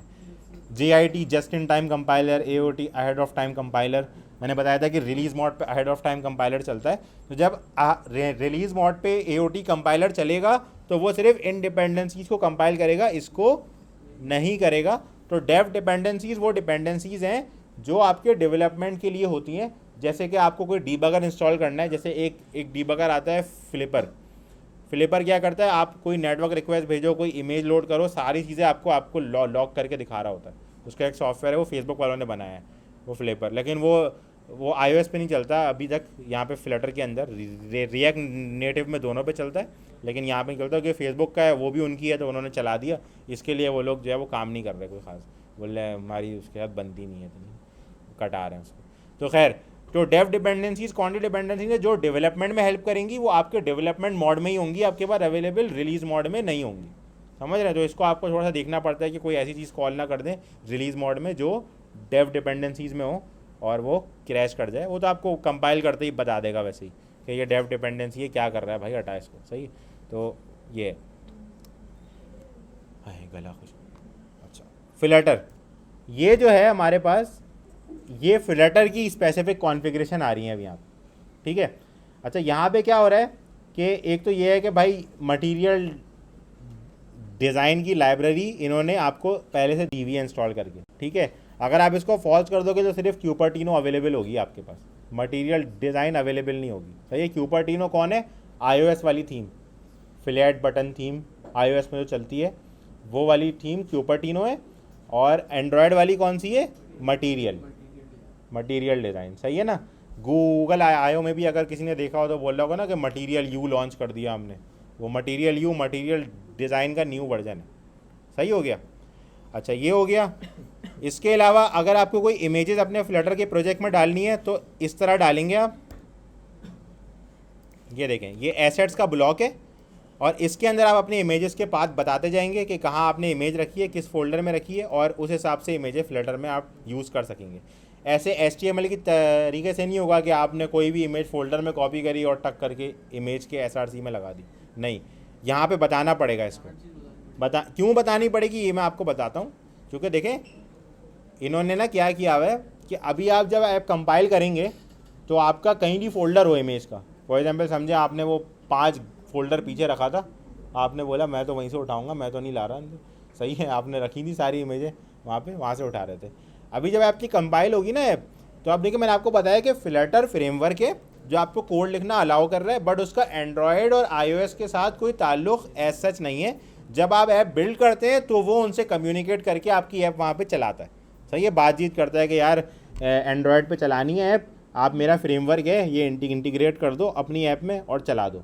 तो इस तरह से बातचीत हो जाती है उनकी और वो चल जाता है मुज़ाकरात कामयाब होने के बाद। अब क्या होता है कि भाई ये जो है ना इमेज, ये उठ के आपके एसेट बंडल में iOS में कन्वर्ट होती है और एंड्रॉयड के रिसोर्सेज के फोल्डर में कंपाइल हो जाती है, वो ट्रांसफ़र हो जाती है एक तरीके से, आप कह सकते समझ रहे हैं बात को। अगर किसी ने एंड्रॉयड पे काम किया उसको पता होगा ड्रॉयबिल के अंदर या मिपमैट के अंदर आपको इमेजेस डालनी पड़ती हैं, ठीक है। तो वो जो इमेजेस हैं वो इमेजेस आप एंड्रॉयड में r.drawable r.mipmap करके इस्तेमाल करते हैं। तो वो इमेजेस कहाँ से आती है? एंड्रॉयड उठाता है भाई कि यहाँ से इमेज लोड करनी है। अभी आप एंड्रॉयड को बोल रहे हैं कि इमेज लोड करनी है, बट आप यूज़ तो फ्लटर कर रहे हैं ना, तो एंड्रॉयड कहाँ से उठाएगा? समझ रहे हैं। तो डेवलपमेंट मोड पे तो ये होता है कि फ्लटर उसको चूना लगा देता है कि भाई तुम्हारा आर का फाइल जो है ना वो मेरा पब स्पेक की फाइल है, बट AOT में वो ऐसा कर नहीं सकता क्योंकि उसको JIT नहीं मिल रहा होता वहाँ पे ना, सही ना, जमात इस्लामी नहीं मिलता उसको। तो अब वहाँ पे जो है वो बोल रहा होता है कि भाई यहाँ पे जो है ना मसला हो जाएगा, तो आप क्या करो कि सारी फाइलें पहले से कॉपी करके रख दो अपने फोल्डर के अंदर और आप वहाँ से उठा लेना, समझ रहे हो। तो उससे क्या होता है, मैकेनिज्म फास्ट हो जाता है, कोई ओवरले नहीं होती उसके ऊपर, इमेजेस आके वो फ़ौरन दिख जाती है। वरना अगर आप आयोनिक वगैरह के प्रोजेक्ट देखें तो उसमें आप ऐप खोलेंगे, इमेज कोई भारी हुई ना तो वो आहिस्ता आहिस्ता आएगी यूँ करके ना, वो पहले होते थे कोरडवा में आते थे, देखा होगा आपने। मैं तो बहुत देखा भाई, जलालत वाली हरकत है ना, मतलब ऐप खुल लिया आहिस्ता आहिस्ता इमेज आ रही है, पता चला भाई वो 3 MB की इमेज, हाँ आधी आ रही है फिर आहिस्ता आहिस्ता आ रही है कि अल्लाह कहाँ से आ रही है भाई, घर से तो नहीं ला रहा तो अच्छा ये हो गया। बाकी मैंने आपको फ़ॉन्ट के बारे में बताया, सही है। देखिए फ़ॉन्ट इस तरह लगते हैं, फ़ॉन्ट की जो TTF फाइल्स होती हैं वो आप डाउनलोड करते हैं और उनको आप यहाँ कॉन्फ़िगर करते हैं अपने फ़ॉन्ट नेम के साथ, फिर आप इसी फ़ॉन्ट नेम को फ़ॉन्ट फैमिली में यूज़ करेंगे तो आपका फ़ॉन्ट लग जाएगा, समझ रहे हैं। इसके लिए हमारे पास बहुत सारी और भी टेक्निक्स हैं, आप गूगल फॉन्ट्स लगा सकते हैं और बहुत सारे मंजने जो हम करेंगे आहिस्ता आहिस्ता करके जब हम एक कॉम्प्लेक्स UIs बनाएंगे। सही हो गया। तो भाई ये अबे 20 हो गए, सही है, कल करते हैं बाकी का, सही है। अभी तक आप लोगों को समझ तो आ गया ना कहानी, ठीक है, कोड में असल में अभी समझाऊंगा, जल्दी में कोई फ़ायदा नहीं होगा, सही है। तो कल आप लोग इसी तादाद में 2 बजे पहुंच जाएं यार, बराए मेहरबानी, क्योंकि देखिए अगर आप लोग 2 बजे से लेट आते हैं ना तो क्लास होती है देर से स्टार्ट, समझ रहे हैं, तो सारा सीक्वेंस जो है ना वो आउट हो जाता है, फिर एक्सेप्शन आ रही होती हैं, मसला ज़्यादा ट्राई कैच लगाने पड़े। अच्छा, तो फ़ोन पे इसको रन करने के लिए हम लोग इसको करते ये हैं कि हम, अच्छा एक चीज़ तो आप ये कर लें कि वाइज़र इंस्टॉल कर लें। वाइज़र से क्या होगा कि आसानी हो जाएगी आपको, मैं आपको दिखाता हूँ। Wiser.io, इसका लिंक मैं पोस्ट कर दूँगा, सही है। ये क्या होगा कि ये आपकी डिवाइस से जो है ना कम्युनिकेट करके स्क्रीन आपकी यहाँ ले आएगा, मतलब पूरा फ़ोन आपका यहाँ से आप कंट्रोल कर सकते हैं, जैसे आप इम्यूलेटर कर रहे होते हैं। तो उससे मेरे पास इंस्टॉल हुआ हुआ है तो मैं कर लूँगा। वैसे आपका वो डायरेक्ट एक्जी इंस्टॉलेशन है, नेक्स्ट वाली कोई ऐसी खास नहीं, वह बाहर वैसे ही हो जाएगा, लॉन्च हो जाएगा, फ्लटर का इंस्टॉल करोगे उसके साथ ही आ जाएगा। सर आपने एक उसके लिए iOS के लिए भी सर VM बनाया है या नहीं बनाया? जैसे हम एंड्रॉयड वाले इनकेस अभी तो हमें ज़रूरत नहीं पड़ेगी, लेकिन बाद में अगर कोई प्रोजेक्ट हमें रन कराना हो। नहीं, मैंने VM बनाया है, VM बनाया है मैंने। ताकि हम विंडोज़ पे वो VM रन करें। अच्छा ये डिवाइस, अच्छा अरे चार्जिंग पोर्ट है ये, हाँ ये देखें, ये डिवाइस आ गई मेरी फ़ौरन से। अच्छा ये आई इसलिए मैं आपको दिखा देता हूँ कि हमें ना पहले एक डीबगिंग ऑन करनी पड़ेगी, मैं आपको दिखाता हूँ। डेवलपर ऑप्शन, हाँ मैं रिकॉर्डिंग भी कर रहा हूँ ना तो मैं उसमें दिखा भी देता हूँ कि आप सेटिंग में जाओगे और यहाँ पे आप जाओगे सबसे पहले अपने नीचे अबाउट में, और इसके अंदर आप जाओगे बिल्ड नंबर पे। मेरे पास ये शायद सॉफ्टवेयर वर्जन में आ रहा होगा, हाँ मेरे पास ये सॉफ्टवेयर वर्जन के नाम से आ रहा है, पर नीचे बिल्ड नंबर आ रहा होगा। उसके बाद आपको 7 बार टैप करना है, वही खुल जाएगा। उसके बाद आपके पास आएगा डेवलपर ऑप्शन, तो आप जाओगे USB डीबगिंग लिख दो सर्च में। अच्छा वैसे अगर आप नहीं लिखना चाहते तो आप मैनुअली डेवलपर ऑप्शन में चले जाओ। ये एंड्रॉयड 11 है तो इसमें इस तरीके से आएगा, आपके पास डायरेक्ट भी आएगा, फ्रंट पे ही आएगा डेवलपर ऑप्शन, क्योंकि 11 में यहाँ आता है सिस्टम के अंदर जाके डेवलपर ऑप्शन ये रहा। सर ये तो मतलब ये वाला प्रोसेस तो हो गया। सर मैं ये कहना चाह रहा हूँ इसके अंदर वायरलेस ऑन आप कर सकते हो, मैनुअली करना पड़ेगा, मैं दिखाता हूँ। आपके पास 11 इंस्टॉल है ना सर? हाँ तो मैं तो कर सकता हूँ, आप कर सकते हैं। मैं स्कैन करता हूँ। नहीं मैं आपको दिखाता हूँ मैनुअली किस तरह करना है कनेक्ट, कोई ऐसा मसले वाली बात नहीं है। तो मैनुअली तो किया हुआ है तो वायरलेस, किया। हाँ तो बस फिर मसला ही नहीं है ना, फिर तो बात ही ख़त्म हो गई। अच्छा तो फिर ये हो गया। अच्छा ऑप्शन नहीं आ रहा था ना सर हाँ। फिजिकल में, मैं समझा इन्होंने ये सिस्टम ही निकाल दिया। नहीं निकाला नहीं है। वो तो अच्छा ये हो गया, लगाएंगे तो वो पूरा यहाँ पे फिर ये मेरा फ़ोन आ गया यहाँ पे, और ड्राइवर वगैरह आपके इंस्टॉल हो जाने चाहिए, वो तो आपको सर्च करने पड़े, विंडोज़ खुद ही कर लेता है ऑटोमेटिक। और फिर आप इसको दबा दोगे रन। हाँ ये डिवाइस आपकी कनेक्टेड है, अब जैसे इम्यूलेटर कनेक्टेड था, अब आप जो भी रन कराओगे वो आपकी भी देखो ऐप पे आ जाए, सिस्टम पे लोड नहीं पड़ेगा ना, सिस्टम तो बस फ़ोन केबल से कर लें। हाँ केबल देखें सबसे सिंपल सोल्यूशन है।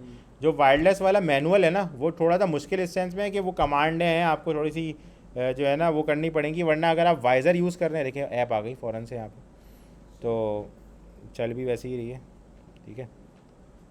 तो ये कहानी, अगर आप वाइज़र यूज़ कर रहे हैं तो फिर वाइज़र में ये है कि आपको जो है आपके पास वायरलेस का ऑप्शन होता है, मैं दिखाता हूँ आपको। लेकिन वायरलेस में ना शर्त एक होती है, वायरलेस में शर्त क्या होती है कि आपका जो फ़ोन और जो आपका लैपटॉप है ना वो सेम राउटर से कनेक्टेड हो, समझ रहे हैं। अगर आपका फ़ोन वाईफाई से कनेक्टेड है और लैपटॉप किसी और वाईफाई से कनेक्टेड है, या आपका फ़ोन 4G पे और लैपटॉप कहीं और से कनेक्टेड है तो नहीं चलेगा, सेम नेटवर्क होना चाहिए। तो सेम नेटवर्क है तो फिर आप ये वायरलेस का बटन दबाओगे,